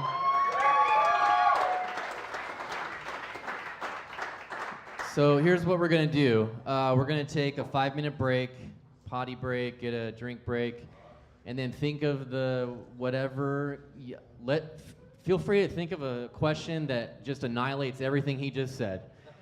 Think of the hardest question that you can come up with that just blows this away, and he has no answer for it. Bring it. Let's bring it. We'll ask it to him after that break. Now, I want to say something. This number over here, text your questions to it. That's the number that is that has been on all of our public websites, and there are thousands of texts coming in because of Heterosexual Awesomeness Month.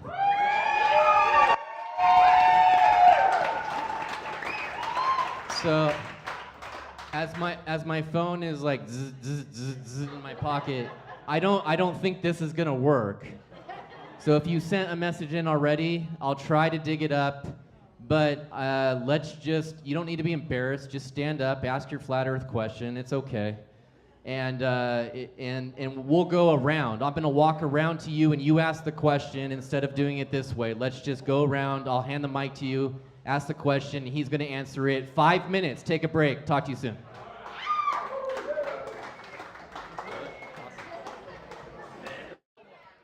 All right. So you guys are gonna unleash questions on him. They're gonna challenge everything about flat Earth and prove that we are on a ball rotating at 1,000 miles an hour at the equator, spinning at 66.6 thousand miles an hour, going around the sun at 250,000 miles an hour while we're all flying through space at those speeds. And we can't feel all those things. And so ask the questions, and through your questions, we can hopefully prove it. Oh, sir, over here. In relation to that movement that Mr. Fitzpatrick was just referring to, we can't feel it on the Earth. How do you explain airline travel? Because you're sitting there at 500-ish miles per hour and not feeling anything. Yeah, okay.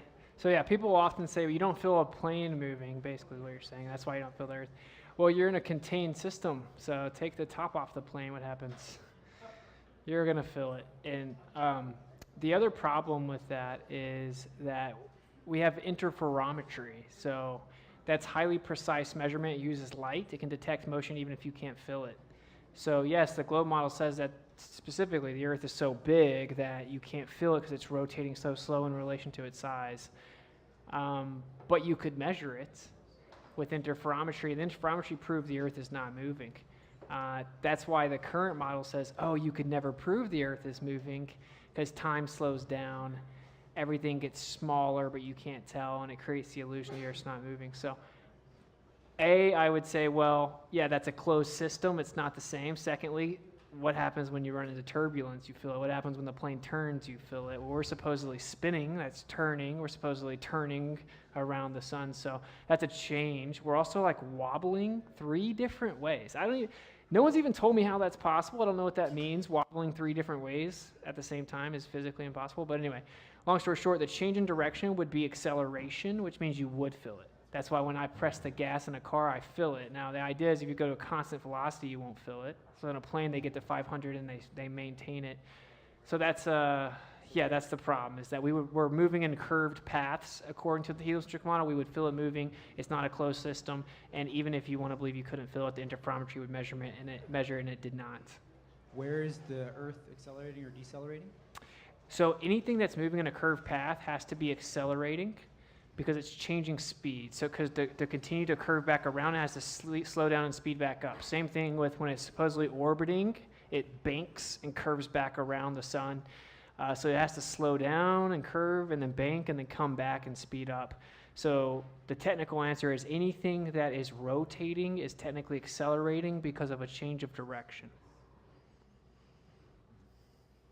So a left-hand turn, you'd have to slow down and accelerate and speed up. Yes. Anytime you turn a vehicle, you're changing speed. How does a lunar eclipse work for flat Earth? Great question. So I don't know how the lunar eclipse works. I just know how it doesn't work. So they claim, for those who don't know, that the Earth is blocking the sun, casting a shadow onto the moon. That's called a lunar eclipse. There's something called a Saloon eclipse, which is a type of lunar eclipse where the sun and moon are both above the Earth during the eclipse. So that's a geometric impossibility. If the Earth is a sphere blocking the sun, casting a shadow, that's called syzygy. When they're in a line, it would cast a shadow onto the Earth. The sun and moon have been observed above the Earth during the eclipse. It's called the Saloon eclipse, also known as the impossible eclipse. So what I do know is what they said is not happening. Ancient depictions, even the Royal Astronomical Society with astronomers in the 1800s said that there's basically another body in the sky that does it. There's another thing called the quantum Venn diagram paradox. So basically, if you have the polarized lens, as you turn one of the lenses, it'll create exactly what we see with the eclipse. It'll start to change it. There's another thing, to not try to overwhelm everyone, but another thing is if you have three spheres lined up and one sphere moves in front of the other to make a shadow, it does not remain a circle. It actually becomes an oval and then goes back to a circle. But we see that the eclipse has a perfect circle the whole time. So it can't be the Earth being a sphere casting a shadow. That's what I do know. And what I think it's probably electromagnetic polarization. There could be something else in the sky. It's a great question. I think we don't know.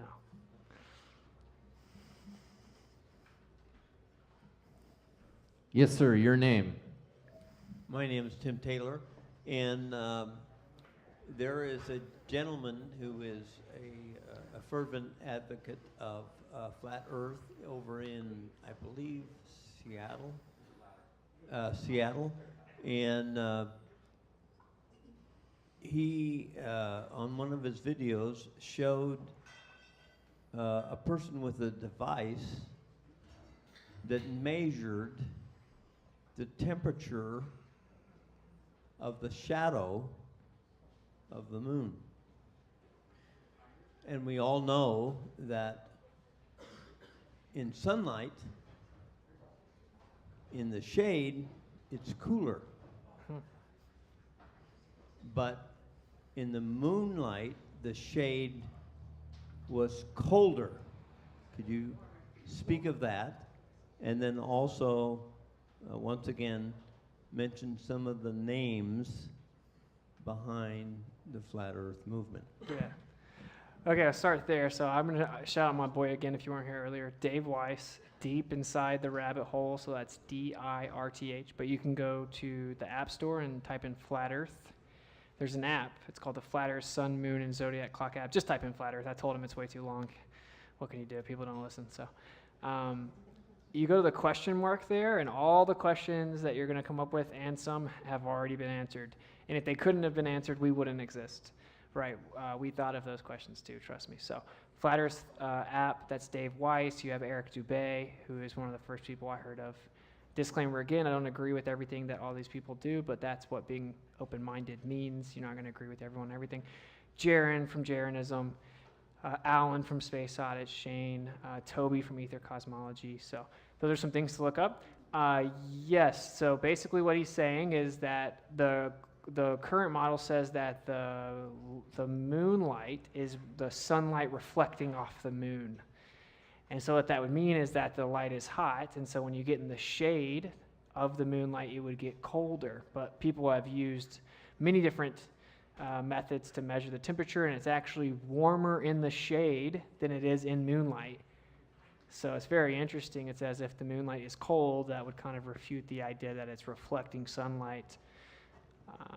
So yeah, it's very interesting. I'm unsettled on that. I like to be really specific about what I claim to be true, but it is interesting. The evidence is overwhelming that the moonlight is colder than the shade that it creates, which doesn't work in their model. Basically, the reoccurring theme is, let's try to figure it out. We just know what they said is not true. You know, and that's why I said it like 4 times in the presentation, because most people are like, well, I want to hold on to the globe so much, so if I can find an answer a flat earther doesn't know, or a question a flat earther doesn't know the answer to, the Earth's a globe again. It's not. You know, I don't have to replace Santa Claus or Santa remains true. So that's basically the analogy. But yeah, it's an interesting phenomenon. And yeah, check out the other flat earthers. Go to the Flat Earth app, man. Just do it. It's where everything is. All the content creators are there. All the questions are answered there. All the visualizations are there. Observations, evidence, etc. Cool. I'm Kelly, and I'm curious, did anyone see the moon approach the sun to give us the eclipse that we just had not long ago? No, of course. No one's ever seen that. No. It's never been observed. Yeah. Never been observed. They claim that it happens. I will say on a flat earth, if the solar eclipse is the moon going in front of the sun, that works anyway.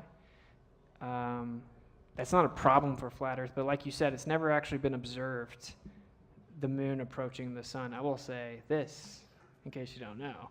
We see the sun and the moon are the same size, and you may not believe in the Bible, but it says that it made a light for the nighttime and a light for the daytime. Even if you take the Bible out of it, there's a light for the nighttime and a light for the daytime. One's the sun, one's the moon. They're the same size. The yin and yang symbol literally represents that. It's ancient. But what's funny is the globe model claims that the sun is 400 times bigger than the moon. It's just coincidentally, by random cosmic chance, exactly 400 times further away as well, so they look like they're the same size, so that we can have perfect total eclipses. Or they're the same size. One's for the day, one's for the night. All right, what else we got? Hi, I'm Jennifer. Hey. I have a 2-part question. My first question is, in my lifetime, I've heard the narrative about an ozone layer. Do you think that that is an acknowledgement of the firmament without acknowledging the firmament? My second question is, I know what I believe. This is a multi-decade, multi-generational, multi-billion-dollar hoax.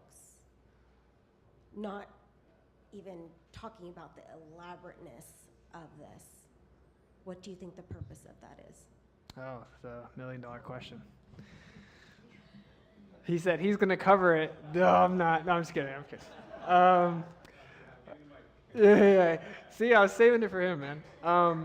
Okay, so as for the ozone layer, there are layers to the atmosphere. We call one of them the ozone. I don't have a problem. It could just be the ozone layer. The acknowledgement of the firmament is more so probably the Van Allen radiation belts, and they said he can't go through them. There are layers to the atmosphere, and if there's a firmament, technically it may actually conform to the shape of a dome. So yeah, I mean, as to is global warming real, and is there a hole in it because we use hairspray? Probably not. And if that was true, then NASA stopped using so much of it. As to what's the purpose of it, that's the $1,000,000 question. The reason I avoid the question is not actually because I don't think I have a good answer. I think I have quite a few really good answers. I typically don't because I think it's cope. Now, I can tell you're not coping, but most people are like, what's it even matter? And that's one of those, I got uncomfortable, let's dismiss it type of questions. And so normally I'm like, no. We're going to go back to the evidence. Like if I show you a video of your girlfriend cheating and you say, but she loves me, bro. Why would she lie? I'm like, I don't know. I just caught her lying, bro. But here are my answers. So one is the most valuable resource in all of mankind is land. And as many wealthy people will tell you, one thing they don't make more of is land. That's what all wars were fought over, land and resources. So if there's more land and resources than we know about, then obviously the globe deception would hide it. And that's what the 60th south latitude is. It's basically a circle drawn around you. You live in like a real life Hunger Games. I don't know if you've ever watched that, but that's real. If you've ever seen the Truman Show, that's also real. They put lies in news, truth in movies. So hiding land, I think, is a big one. And you don't even have to get out past Antarctica. Just the Southern Ocean is not well charted or mapped. There could be many big pieces of land that wealthy people inhabit, know about, use the resources. They don't let you know. They said, oh, the Earth is this big. We've traveled everywhere. We've explored everything. Don't worry about it. Another one is people probably learned during the pandemic.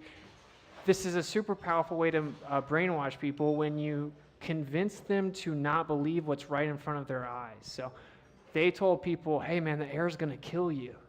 Now everyone knows the air keeps you alive, but everyone thought, oh man, the air is going to kill me. And then they're like, people are dying everywhere. And then you didn't actually see people dying everywhere until they went and got on ventilators. So I think if you can trick someone into not believing their own senses and their own experience or being confident to figure out the truth themselves, then they default to turning to authority for answers. And that is perfect for a state of enslavement. It's been written about in black magic for many, many decades. Another one I will say is to hide God. And people always jump on that. I knew that's why you're. No, that's not what it just does that. If the Earth's a tiny speck of dust in an ever-expanding universe of nothingness, and we're insignificant, tucked away in an insignificant corner, we don't have a special place. It's not unique. It's random. Just the odds are eventually an Earth would exist. Maybe there's life on other planets, and there's a Big Bang, and all this Jesuit nonsense. The Earth is insignificant, and you could think, oh, well, maybe there's no creator. The alternative is that the Earth is not moving and it's in the center of everything. And if the Earth is in the center of everything, someone had to put it there. And so if the Earth is the center, if the universe is geocentric, immediately you have to acknowledge a creator. You have to. Now, I'll say, I'm not talking about religion, I'm talking about how there's a creator. If there is a creator, you're very hard to control. And actually, the CIA, being our best friends, have run studies on this. And they've shown that believers, or what they would call religious people, are much harder to control. Because you answer to God, you don't answer to government. And so that's another reason they hid God. Last answer, because I got 15 more. But the Freemasonic symbol is a compass in a square. It's about measuring the Earth being flat. Albert Pike will tell you in Morals and Dogma they use plane geometry for the Earth, spherical geometry for the sky, keep it away from the average normal person, and then you have power, because if they don't even know where they live and you do, you have the secret knowledge that makes you more powerful than they are. So occultic groups always lie to the masses.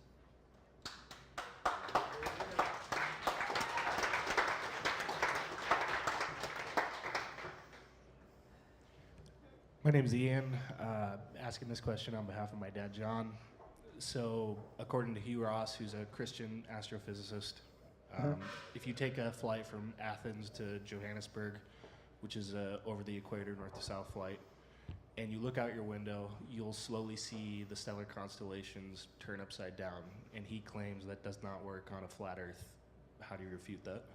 I would have to see a video of that, seeing them turn upside down. I've never seen that. What I will say is when you look a different direction, then the stars will look like they're moving in a different direction. So it's similar to if I walk across the street and turn around, the same car will look like it's going the opposite way. So perspective alone will explain why the stars look like they go in opposite ways.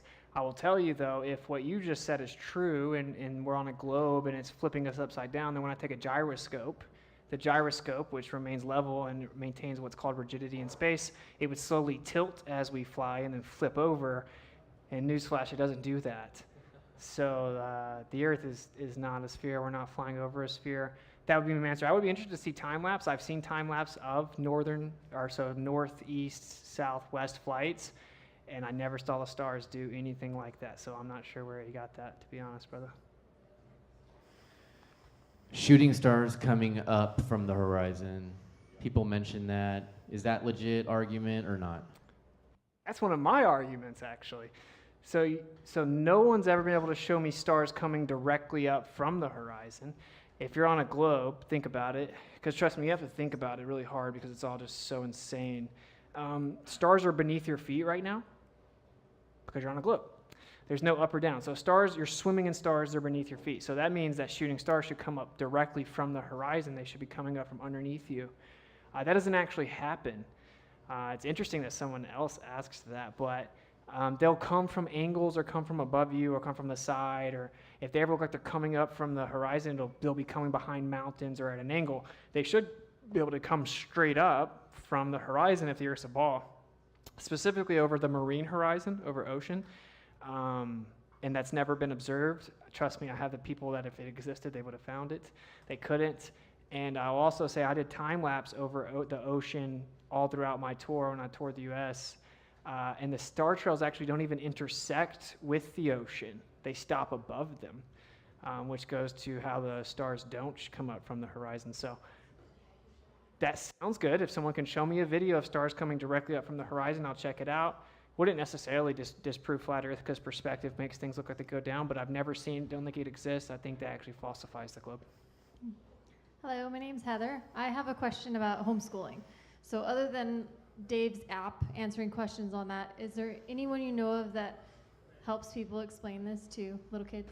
Great question. So I think the Founded Earth Brothers have homeschool curriculum. That is something I want to do, actually. It's easier said than done, but I would check out the Founded Earth Brothers, and I think they also have a biblical approach to it. I don't know where you stand on that, but yeah, that's the one that pops off the top of my head. I know there's a few. Earth and Vessels. Oh yeah, that's my homie. Made heliosorcery.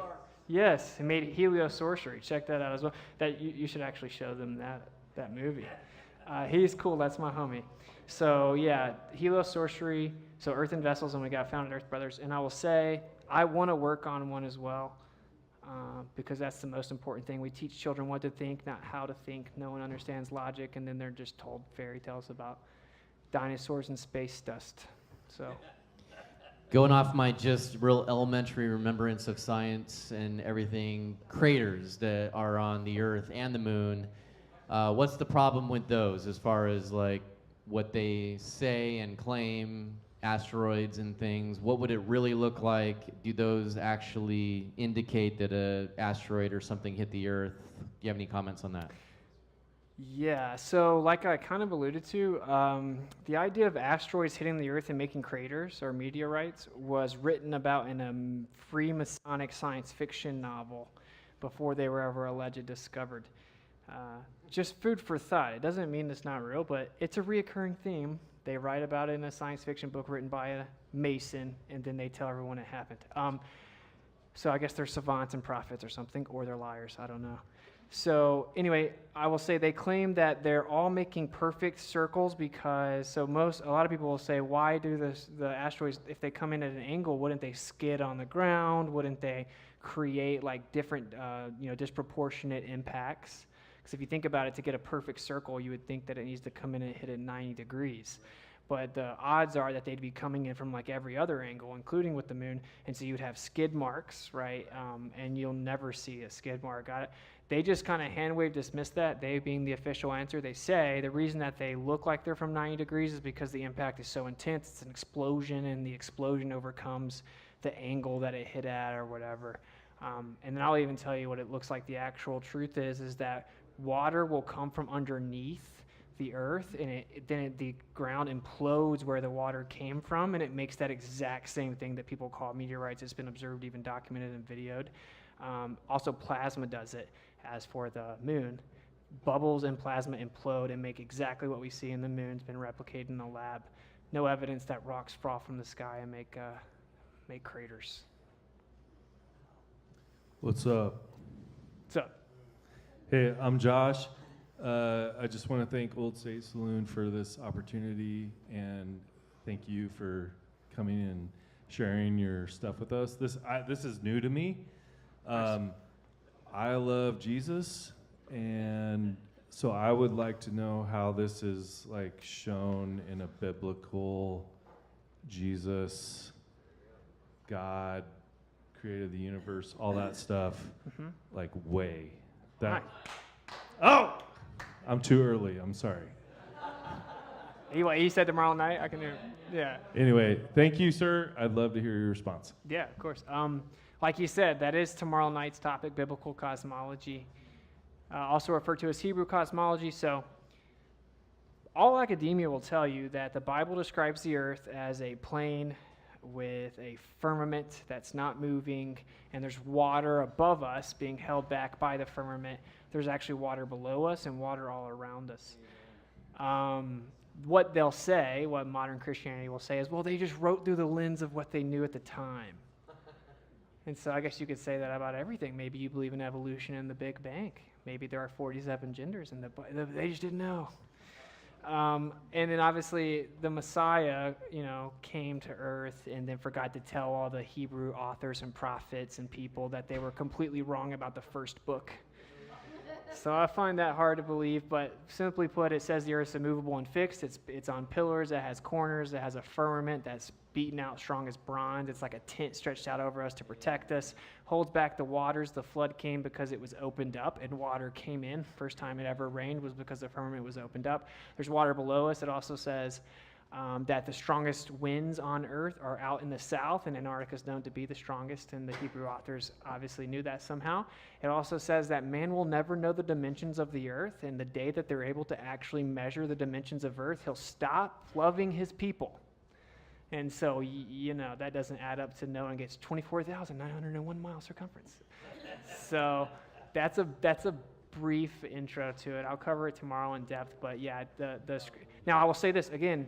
If the earth is in the center of the universe, it had to be a creator. Most people will say, but I already believe in God, what's it matter? Well, what about the millions of children that are being told that they're a tiny, insignificant speck of dust, and that rocks turned into fish, and then fish jumped out the water, and we're like, oh, this water's whack, let's turn into something else, and their ancestors are strawberry. This is important because other people are being misled as to insignificance, and whatever the scriptures say is important, period. We don't get to make up arbitrary determinations of that and bend the will of the scriptures to the will of man. So that would be my answer. It's very important.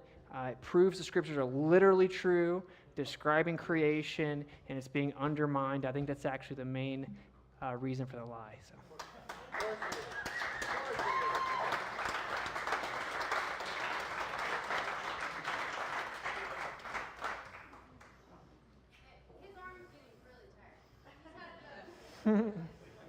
Why would they lie, bro? Sorry. Okay, so my name's Jacqueline, and I'm asking this from the internet because I don't need to be proven that what you're saying is right, because I already know what you're saying is right. But whenever I've brought this up to other people, they will always cite the Coriolis effect and how everything rotates different. How dare you? That's actually the death shot. I was hoping no one would bring it up. No. Yeah, so who don't know, Coriolis, they claim, is because the earth is spinning, and they normally say when you shoot a bullet that the earth will spin underneath it, and it'll be an apparent deflection that'll deviate the bullet. You got to account for it. Of course, unfortunately, the world's record holder for a long-distance rifle, actually 4 miles at this point, it's insane. The bullet's just in the air forever. It's crazy. Said, no, of course you don't account for Coriolis. You account for wind. That's all fake. You have spin barrel, like barrel spin. You don't have anything to do with the earth spinning. That's insane if you had to account for earth spin. But I have a very simple question. Most flat earthers know if that's true and the earth is spinning underneath the bullet, then how come I can take my drone and fly it up and it stays right in the same place? How come when I take a hot air balloon, it stays right in the same place? How come when Felix Baumgartner went up 180,000 feet and jumped and free fall, that he didn't fall in relation to the earth spinning east?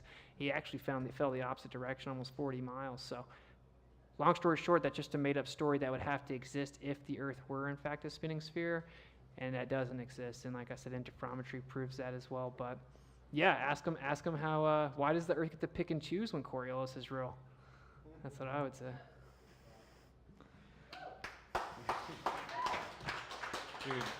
Dude, this is so awesome. Thank you so much for being here, Austin. Yeah. I wanted to throw a couple of things in really quick, just because I don't know, I have a burning passion for this too. Do it, brother. So I'll say when I first started, first people had asked me, dude, you need to look this up, and I said the same thing. I was like, if you can explain to me why it matters, then I'll take the time to research it.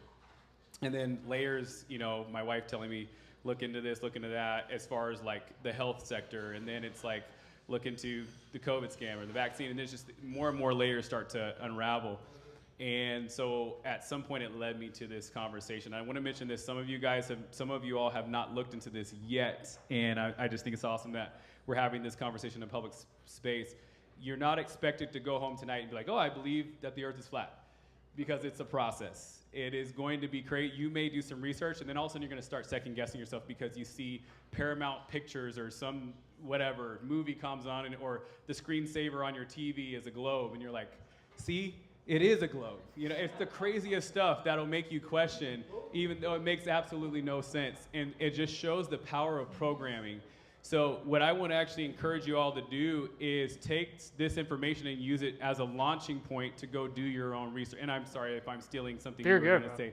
But because we're not, as humans, there's a cognitive dissonance that we have to reconcile. So you're not expected, so don't go home and be like, just doesn't make sense to me, and throw it away. Or say, like, I wasn't convinced. You're not expected to be convinced, right? You're expected to ask more questions and do more research. So I feel that, again, as I said earlier, that kids is a big piece of this, because that's where they pull off the largest heists. Since I'm on a roll right now, I'm going to mention I get passionate about vaccines because I work with as a doctor, I work with so many kids who are vaccine injured, and I can't tell you how sad that makes me. And they're preying upon the instincts of the parent to protect their child, right? So the biggest target of the enemy is our children. So we have to, and as to the question about why, we may not have the answer as to why. I do believe that the biggest thing is that it detracts from the glory of God. But that being said, just as a logical argument, if it's big enough that every country on this planet, it's in the word, is in on it, then clearly it's important enough that they don't want you to know about it, right? And we may not know why, but clearly it's that important for them, for you not to know about this, right? So start researching. Ask the critical thinking questions. How come we can see Polaris? Why is it the North Star? Because if we were spinning all these directions, you wouldn't see it in one fixed place, right? How about what's the curvature of the Earth? No one knows, right? Because we weren't taught that. But if you were, you would start asking questions. It's 8 inches per square mile. So what does that mean? Every 2 miles, it's going to drop, 16 inches, and that's where we get all the things that he was showing us. So have your kid go take a laser and shine it across, a body of water that's a couple of miles. Have someone stand and measure on the other side. Oh, I guess it didn't drop 16 inches. It's that simple, but we don't ask questions, right? So start challenging your kids to learn this. My wife at first thought I was a little crazy, and the next thing I knew, she ordered a book about biblical cosmology, and it goes through all the Bible verses, and that just talk, and you read the Bible from that angle, and you're like, wow, like all the things my dad told me, oh, well, they just didn't know it back then, even though it was handed to them directly from the creator, cosmology. So I'm so excited about tomorrow. But I just want to encourage you, start empowering yourself and your children to become free thinkers, because they're trying to keep us captive. Let's not take that. So. Amen.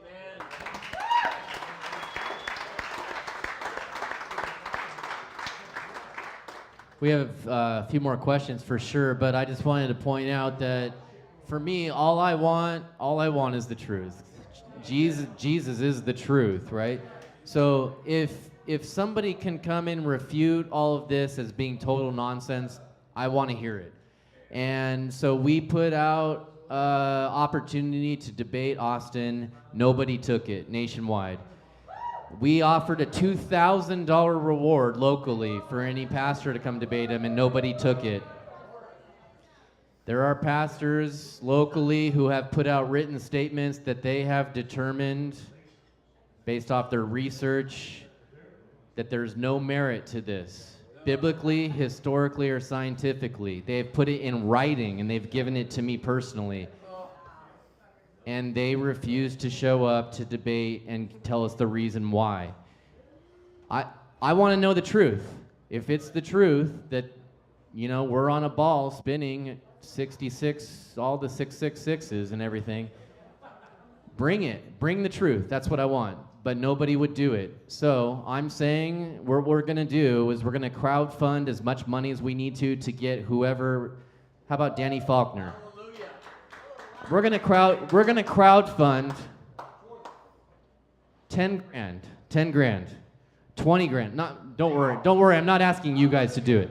We're gonna do this nationwide. We're gonna crowdfund 10 grand, 20 grand, whatever we need to get, let's just say Danny Faulkner out here. He works at the Ark Encounter and answers in Genesis and all that stuff. And he can come here and he can debate Austin. And we can witness it, and then we can it'll help us to determine truth. All I want is the truth.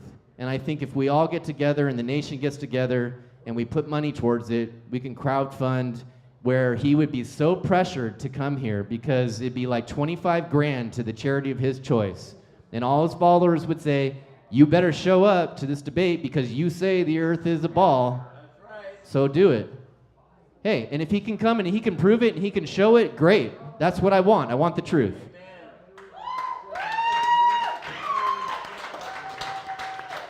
Are you good with that? Yeah, of course. Yeah, you know. You're good with debating Danny Faulkner? Good luck. Is there anybody else that you don't want to debate? You'll debate any astrophysicist in the world? Yeah, yes. Okay. Next question. Hi, my name is Cindy Lance. I've been down the rabbit hole with flat Earth for just only a year, but I find it very interesting. And a question I had is, with commercial airline pilots, are they in on this whole scam? Like, if they circumvent the Earth, supposedly, then they have to know that the Earth is flat. Yes. So that's a good question. So every pilot flies the plane like the Earth is flat. Circumnavigation, obviously say east to west because you can't do north to south, and it's never been done in the history of man, and that's totally not sketchy, but it's just a circle on a flat Earth, right? I've talked to dozens of pilots, commercial, Air Force, you name it, some Globers, quote-unquote globe Earth proponents, some flat Earthers. They all say, of course, you fly the plane like the Earth is flat and stationary. So I'll say no, they're not in on it. From their perspective, they have to fly the Earth like it's flat and stationary. That part's never even thought about. It's not even questioned. It's just a fact. If you didn't, you would die. So that's how you fly the plane. You have to fly it like it's flat. When it comes to circumnavigation, planes don't really do that very often. I mean, they'll have layovers and stuff, but even if you did, it would just be going east to west, which is a circle. It would be the same on a globe or flat Earth. What I found is every pilot that finds out about it and genuinely thinks about it, all of a sudden has the epiphany that they've proven it to themselves 1,000 times and never thought about it. And so I would say that's my answer. No, they're not in on it. Most of them haven't consciously thought about it. And it's the number one profession with flat earthers from my experience. And then I would add, during COVID, were the nurses in on it when they were directed to take people in, put them on a ventilator, and give them remdesivir, and knowing they didn't know it was going to kill them, but they did it anyways because they were told to. My name is Tim Taylor, and one of the things that I've learned from investigating this subject of flat Earth is that mariners in the southern latitudes have experienced problems when they go with the longitudinal spectrum in terms of navigating where they're at.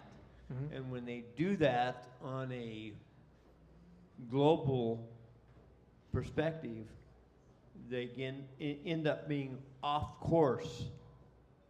So can you address that? Yeah, so this is a very interesting, so some people may not know, 90% of the world's population lives in the quote-unquote northern hemisphere. The south is largely unexplored and uninhabited. What happened, what he's referring to, is sailors, of course, they sailed in the north majority of the time. They began to venture out south, and they were like, the Earth's a sphere, so it should be symmetrical. It should be north and south are symmetrical on a sphere. So they began to navigate assuming that, and they started getting lost. They started wrecking. People started dying. They started losing today's equivalent of hundreds of millions of dollars in precious metals from the royal family's voyages, etc. So they had to fix the problem. That, I always say, if it comes down to money or like people being alive, the Earth is flat overnight. You know, every time that someone's lives at stake or it's money at stake, the Earth is flat. So the money forced the fix. They were off by 200-300 miles in just a matter of an hour or two, or per day, maybe 200 miles per day.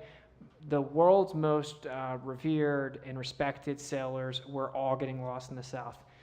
So what they did was they had to go out there and map out the corrections. And they were like, okay, well, if you follow this new map and not your compass, then you'll have to make all these corrections and you'll be able to get to where you're going. So long story short, people now follow corrections in the South. So that actually proved it. I mean, people died. People died assuming the Earth's a globe. By the way, Amelia Earhart died assuming the Earth's a globe, as far as I can tell. But one more thing I will say is that's a huge tell, is how on a globe, the north and south should be the same. On a flat Earth, they're different. The Earth keeps getting wider. If it's coming out from the center, it keeps getting bigger out south. But on a globe, it starts getting smaller again under the equator. Well, we should have the same climates north and south. We do not. The plant animal life is way different. There's no undersea cables from southern continent to southern continent. When boats sail in the south, it takes them significantly longer than when they go in the north. Flat Earth would predict that. It's a greater distance.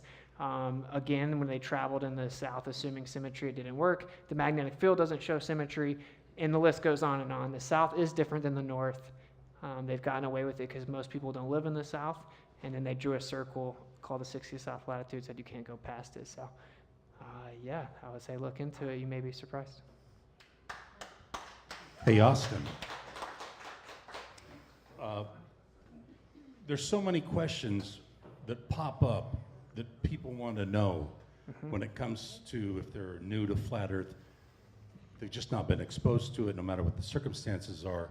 So no matter how far they start researching it and they start learning about it, there's one question that perpetually comes over and over and over again. And that question is, why does it matter? Yeah. Yeah. I mean, I briefly touched on that earlier, but I would say it undermines the creator. I think he said it very well. It detracts from the creator and what he created. So I think that's the most concise answer. It matters because, for one, truth matters. Yes. Amen. And it shouldn't actually go much deeper than that, to be honest. Truth matters, and if children are being lied to, it matters even more. So that alone, but also, like I said, atheism is growing more than ever. And although I can refute atheism without flat Earth, logically and scientifically, most people don't know that. Atheism is growing. They think the Earth is tiny and insignificant and nothing matters. It's all random and blah, blah, blah. It's not. And the Bible tells you what the Earth is.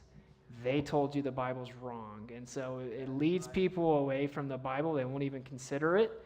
People will try to straw man and say people think the Earth's flat because they believe in the Bible. Well, I found out the Earth is flat and was like, wait a minute, the Bible said that, right? So for me, my experience was different.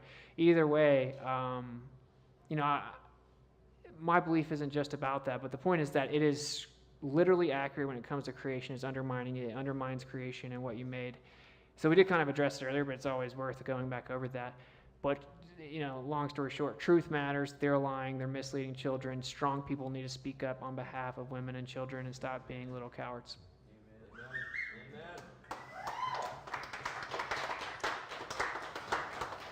So, all right, here in the middle, Charla. I've been nominated by my friends to ask, are you the owner here? Yes, ma'am. So, we have done Flat Earth group meetups, and they've been pretty small. Like, if we could set your place as a meetup,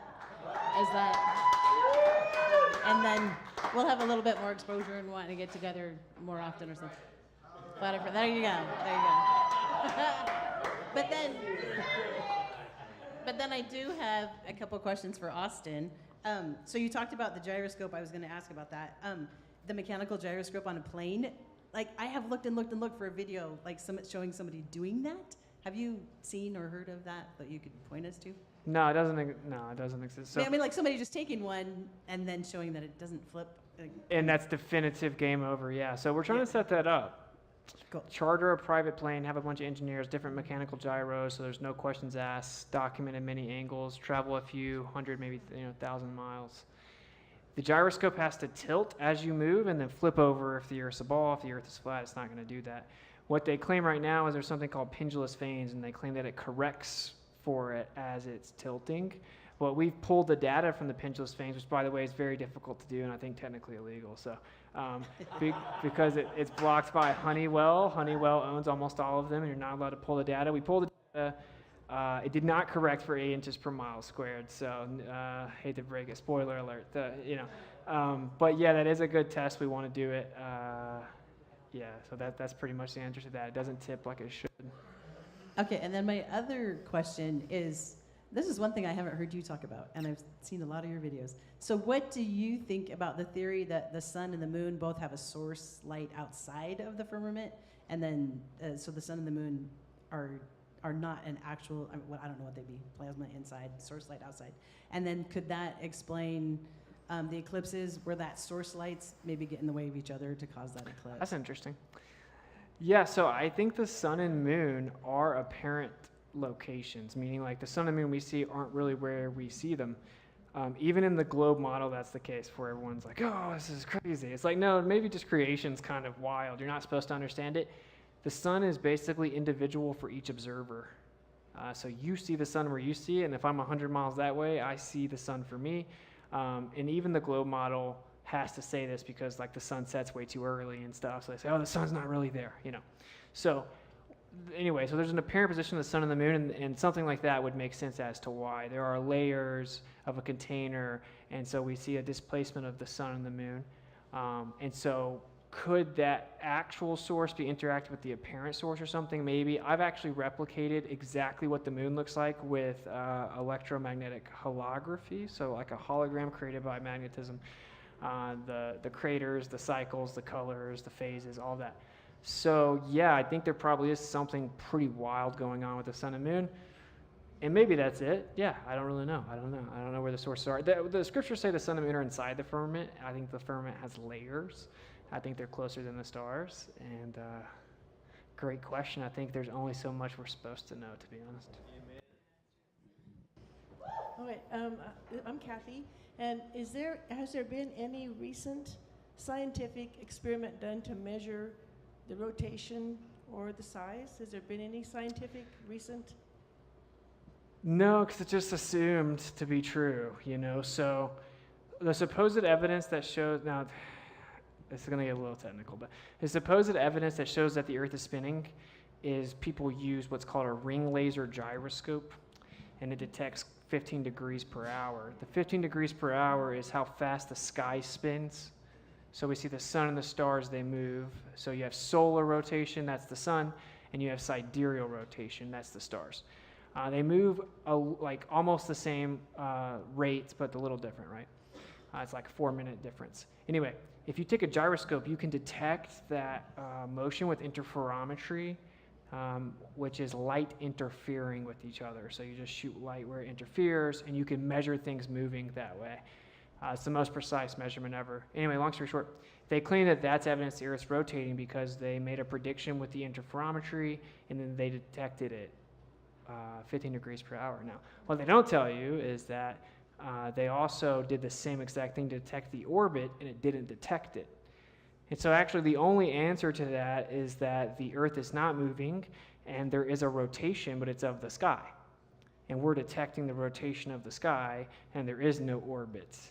And that's what the evidence showed, and they threw it out. So I'll say, no, there's no other test because they're still running from that test. That's why I encourage a PhD to come here. That would be great. Hi, my name's Sean. I had a question about, have you done any tests down south with the star patterns? I mean, if the Earth was a globe, then the stars would be rotating around the South Pole, right? It's a really simple, test, but I couldn't find any videos because it all gets scrubbed from the internet, and the ones I did find were clearly messed with somehow in terms of viewing the movement of the stars with relationship to Polaris and everything from closer down south? Yeah, so southern star trails. So obviously when it comes to what direction they're moving, like we said earlier, like if you walk across the street and you turn around, they'll move the other way. Specifically with them moving around a specific point, I've seen some videos that are somewhat convincing that the effect exists. I've seen a lot of sketchy ones. There's way less videos of those. I met someone that I think I know I trust that did it. So obviously in the north, there are thousands of them. I've done it myself hundreds of times. I've never been in the south to do it. But what I've seen is the star trail videos I've seen, actually they don't occur in the right direction according to the globe, and it changes relative to where the person is. So I haven't gotten to the bottom of that. I'm not going to lie. It's very fascinating. Interesting. Yeah, like I could get into the specifics. I'll lose people, but because of perspective, everything, you have a certain vision limit that you have. You basically see in a little dome in each direction, and then whatever you see fits within that. And you can look at anti-crepuscular rays. So if you Google anti-crepuscular rays, you'll see that. It's pretty fascinating.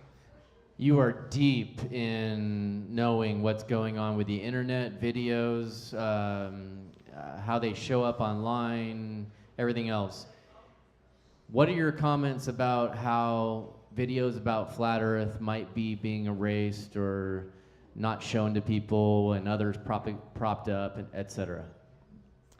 Yeah, so I would ask everyone that thinks flat Earth is wrong is like, why would you do that?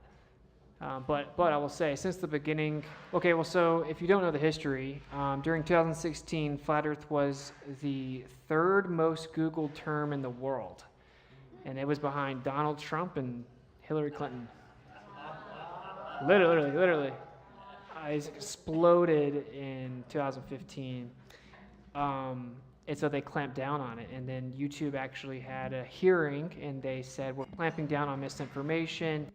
And Congress said, what are you going to do to stop it? And they said, well, we're going to deprioritize it. We're going to prioritize true information.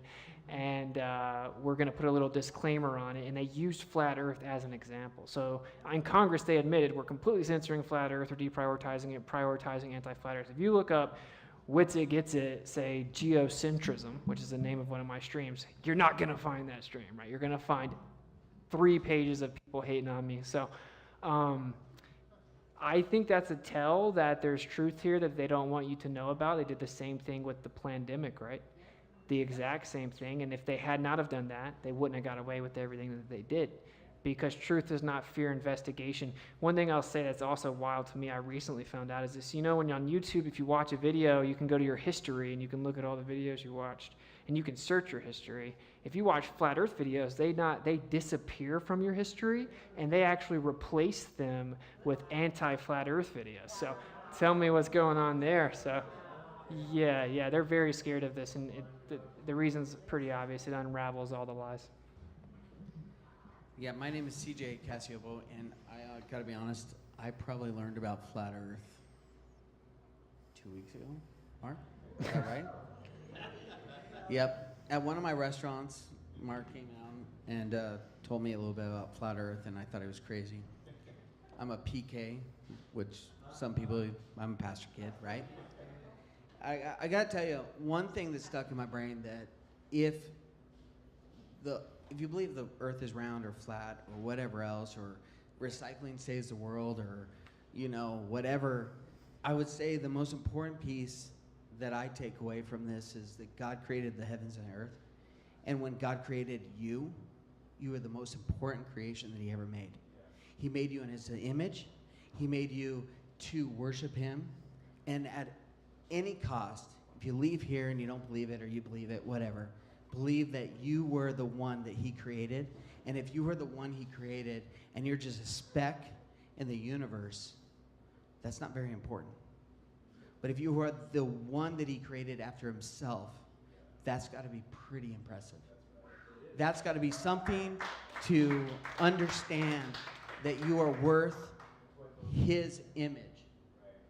And if anything else, recycle, not recycle, whatever, know that God died for you, Christ died for you, and died for your sins and said, hey, here's the deal. You believe in me, you'll have an eternal life. If you don't believe in me, man, wake up. Wake up. So that's all I got. Thanks for being here. Thanks for sharing. Mark, thanks for letting me actually show up in one of your establishments, not mine. But yeah, No, I remember. appreciate it, man. Yeah, yeah. And heterosexuals are awesome.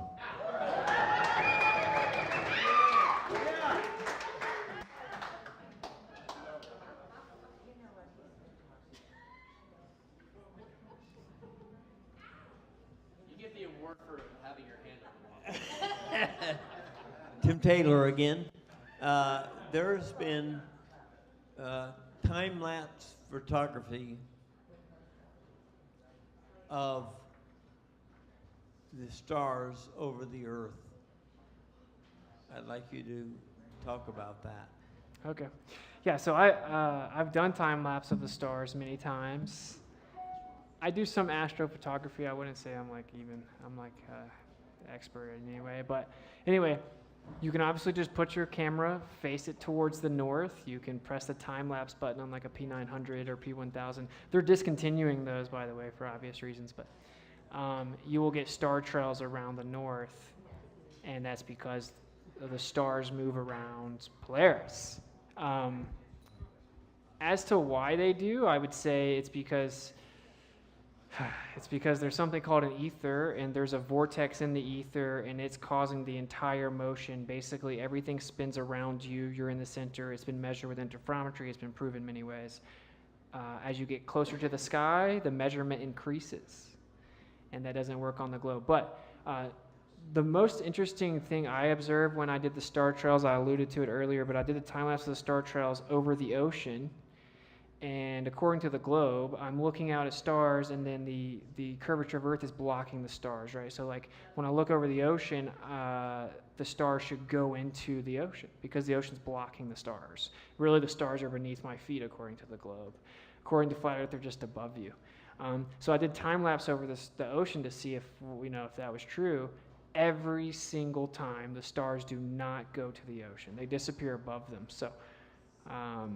It's not a globe. I mean, it just is what it is. They don't intercept with the marine horizon. They disappear above that. The stars all move around central points.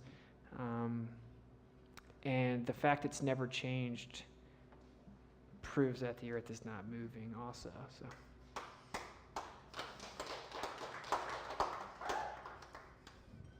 Hey, Austin. My name's Ryan. Big fan. Nice.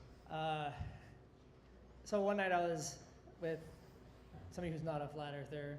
I was around a campfire at night, and I was trying my best to give him the arguments.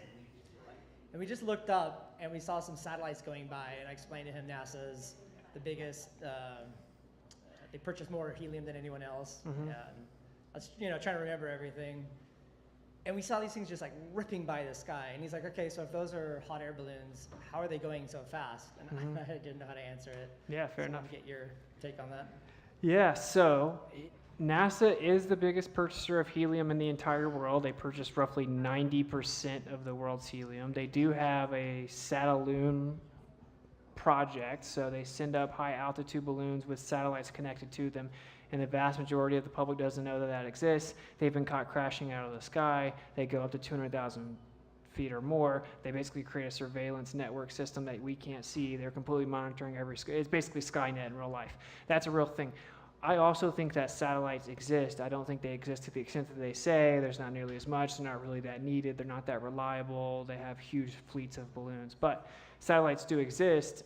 This is the funny part. This is what I really want to talk to someone that says they put satellites up, and they'll never debate me for some reason. But the physics and equations use a stationary Earth, so a geocentric Earth in the center of the universe, and use the universe moving around it. And it's called inertial forces. They use real inertial forces. So they use Coriolis force, and not like the one we talked about earlier that's apparent. It's an actual force because things are spinning, creates a force. You also have centrifugal force and Euler forces. These are they're what's called inertial forces. Anyway, so they're real forces. In the heliocentric model, those do not exist. Those cannot exist. But for the satellite equations, they have to use it. I think this is a tell, actually, that there's some truth to satellites, or they would not let you know that, right? Like, if they're actually using satellites, they're having to use geocentric physics.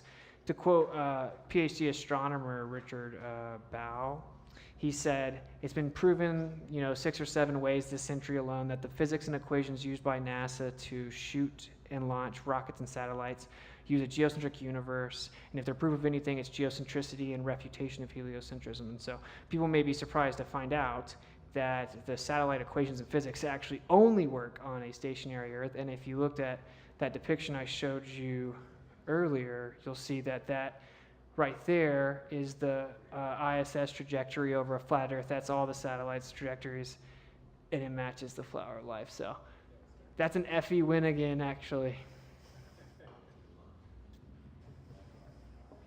Hi, Austin. Hey. My name is Kat. Hola. I would like to personally thank you for what you do, the work that you do, everything that you put out, and for showing up in my backyard. I also would like to give a shout out to all the boys listening live at Ether Cause right now. Alan, Shane, Toby, all the boys there. Thank you so much for all of what you guys do. My question to you, as a flat earther who has been so alone and feeling like there was no one around me, tonight is my first night to be in a room with this many other flat earthers. What advice do you have to give to us, all of us, people out there listening, people in this room? What advice do you have for us that feel alone in this? Like, what can we do? What do you have to tell us, please? Okay. So I will say, for one, what's popular is rarely true, and what's true is rarely popular. And so that just comes with the territory. But I will say, don't be discouraged. I can give my personal opinion based on my experience as to advice. If there's someone close to you and you want to bring up flat Earth, that's cool, but don't push them, don't press them. It makes it way worse. Because then they dig their heels in, and now they're going to not see it. So let them know. If they ask you, tell them what you think, and eventually they'll ask you questions. That's a hugely beneficial approach, because that way you're not separated from them. You don't necessarily lose connections, and I promise you they'll bring it up. Right? They'll be like, oh, well, how does this work? They can't help themselves, so just let them bring it up. Even if they're making jokes, just stay calm, be cool, whatever. That's a huge solution to that. But when it comes to wanting to connect with other flat earthers, I mean, it's the world we live in, right? So obviously you can go online. Online's ways. I think the Flat Earth app does have a find friend, like a friend finder function on the app. So you can find people within 20, 30, 40, 50 miles of you. If they're on that app, you can meet up with them, hang out with them. And I think obviously the most important thing is finding ways to just get the truth out there. So what I've discovered is the vast majority of people don't know any of this. And there's a group of people that'll just lie about everything, and they'll be like, oh no, but he was grabbing his pocket and the air conditioner was blowing or whatever, And then there's normal people that are like, that's weird. Looks like they're faking space, right?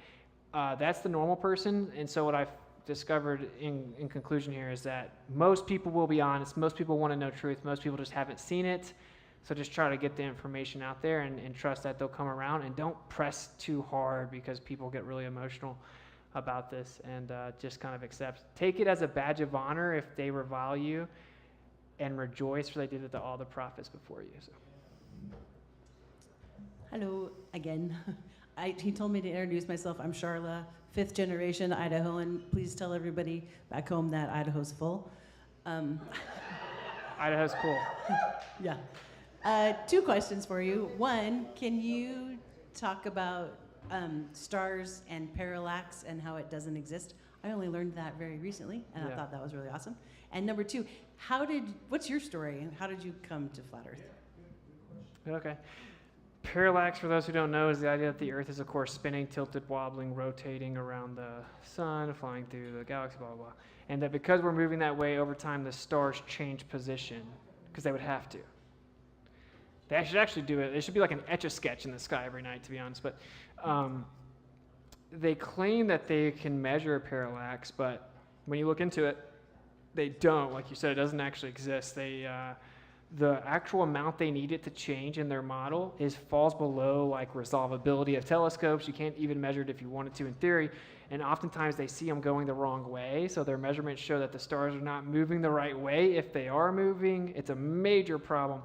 In addition to that, even if parallax was real, there is what's called a kinematic equivalence. So basically, if I move around this, it's like Austin's finger moves around the glass. That's kinematics, how bodies move in relation to each other. If the stars move around the Earth or the Earth's flying through space, there's a kinematic equivalence, meaning parallax doesn't even really help them. They do need it. We don't need it. The evidence is that it doesn't exist. The evidence shows that even if it does exist, it goes the wrong way. They call that negative parallax. They correct it, treat it like it's positive anyway. Every single square inch of this conversation is a rabbit hole and flooded with lies. My story is kind of funny. I kind of told it earlier, but I actually heard about flat Earth from a rapper. So a rap song, funny enough, yeah. So B.O.B. the rapper, he made a group of mixtapes called Elements. So it had water, fire, earth, air, ether. And so in water and fire, he's like exposing tons of conspiracies I knew to be true. From all the judges being Freemasons to the people that run the government being satanic pedophiles, you name it, naming everything. Fluoride in the water, poison in the food, chemtrails, chemicals, heavy metals, all this stuff. I'm like, oh, this dude's on point. Trying to tell people around me like, oh, well, listen to him. And maybe it's just 2 minutes. You can focus that long, right? So then he came out and said the Earth is flat. And I'm like, oh, you just totally made me look insane to everybody. So I had to look into it. I didn't get triggered by it, though, because I was already so, like, moon landing's fake, everything's a lie. I was pretty chill about it. I looked into, we'll find pictures of Earth from space. Found out the last claim drill picture was from 72. That's the Apollo missions. I found out the Apollo missions were fake when I was 13. So that was really easy for me to just breeze right past. Like, something's here. 8 years later, here we are. So that's how I discovered it. And I just started looking into it. And yeah, here we go. But Bob from Globebusters, shout out to him, RIP, talked me into going online. I didn't want to, but here we are now. Any more questions? We have about time for one more question. All right. I understand that maybe we've been deceived all along. It's terrible. It's just horrible for me to understand. Okay, so we move on, and we've got this. What in the world are we going to prove by explaining to them that the world is flat? I don't understand it. It's like it's dividing us because we got so much to live for and so much love. What is it that's in your heart that's going to make it better? Okay. Yeah, so I will say truth is divisive, and even the Messiah said that he came to bring a sword in that sense. He didn't come to unify everyone and sing Kumbaya. I mean, it sounds good, but truth is divisive. And truth is important. As to what does it kind of matter, I think that's kind of the idea. It goes back to the first, this is what happens if people speak up and find out the truth about this. We find out that all the major countries are working together. There's international cooperation. This whole be scared of Russia versus the United States, Iran, China is going to invade Taiwan, this is all a lie. It's all a scam. They're all in the Antarctic Treaty. There's international cooperation. They do that so you'll be complicit with war so they can then make tons of money and then let our loved ones go die overseas for a war that they orchestrated. And then it gets declassified 20 years later that the CIA set the whole thing up. When people see through that, that's a major win for us. And then we get to, long story short, is a pretty good way to close this out, is what happens is we give the power that was taken from us back to our children, and now they get to grow up knowing, wow, this place is special. Wow, I get to look at the sky in amazement, understand the Creator made something I can't even understand, but it's special. I'm special. This place was made for me. They give them their power back. This whole lie about how they're insignificant gets thrown out, and then a future generation of healthy, unjabbed, unbrainwashed, unindoctrinated, homeschooled children grow up and then take the power back, and then we win.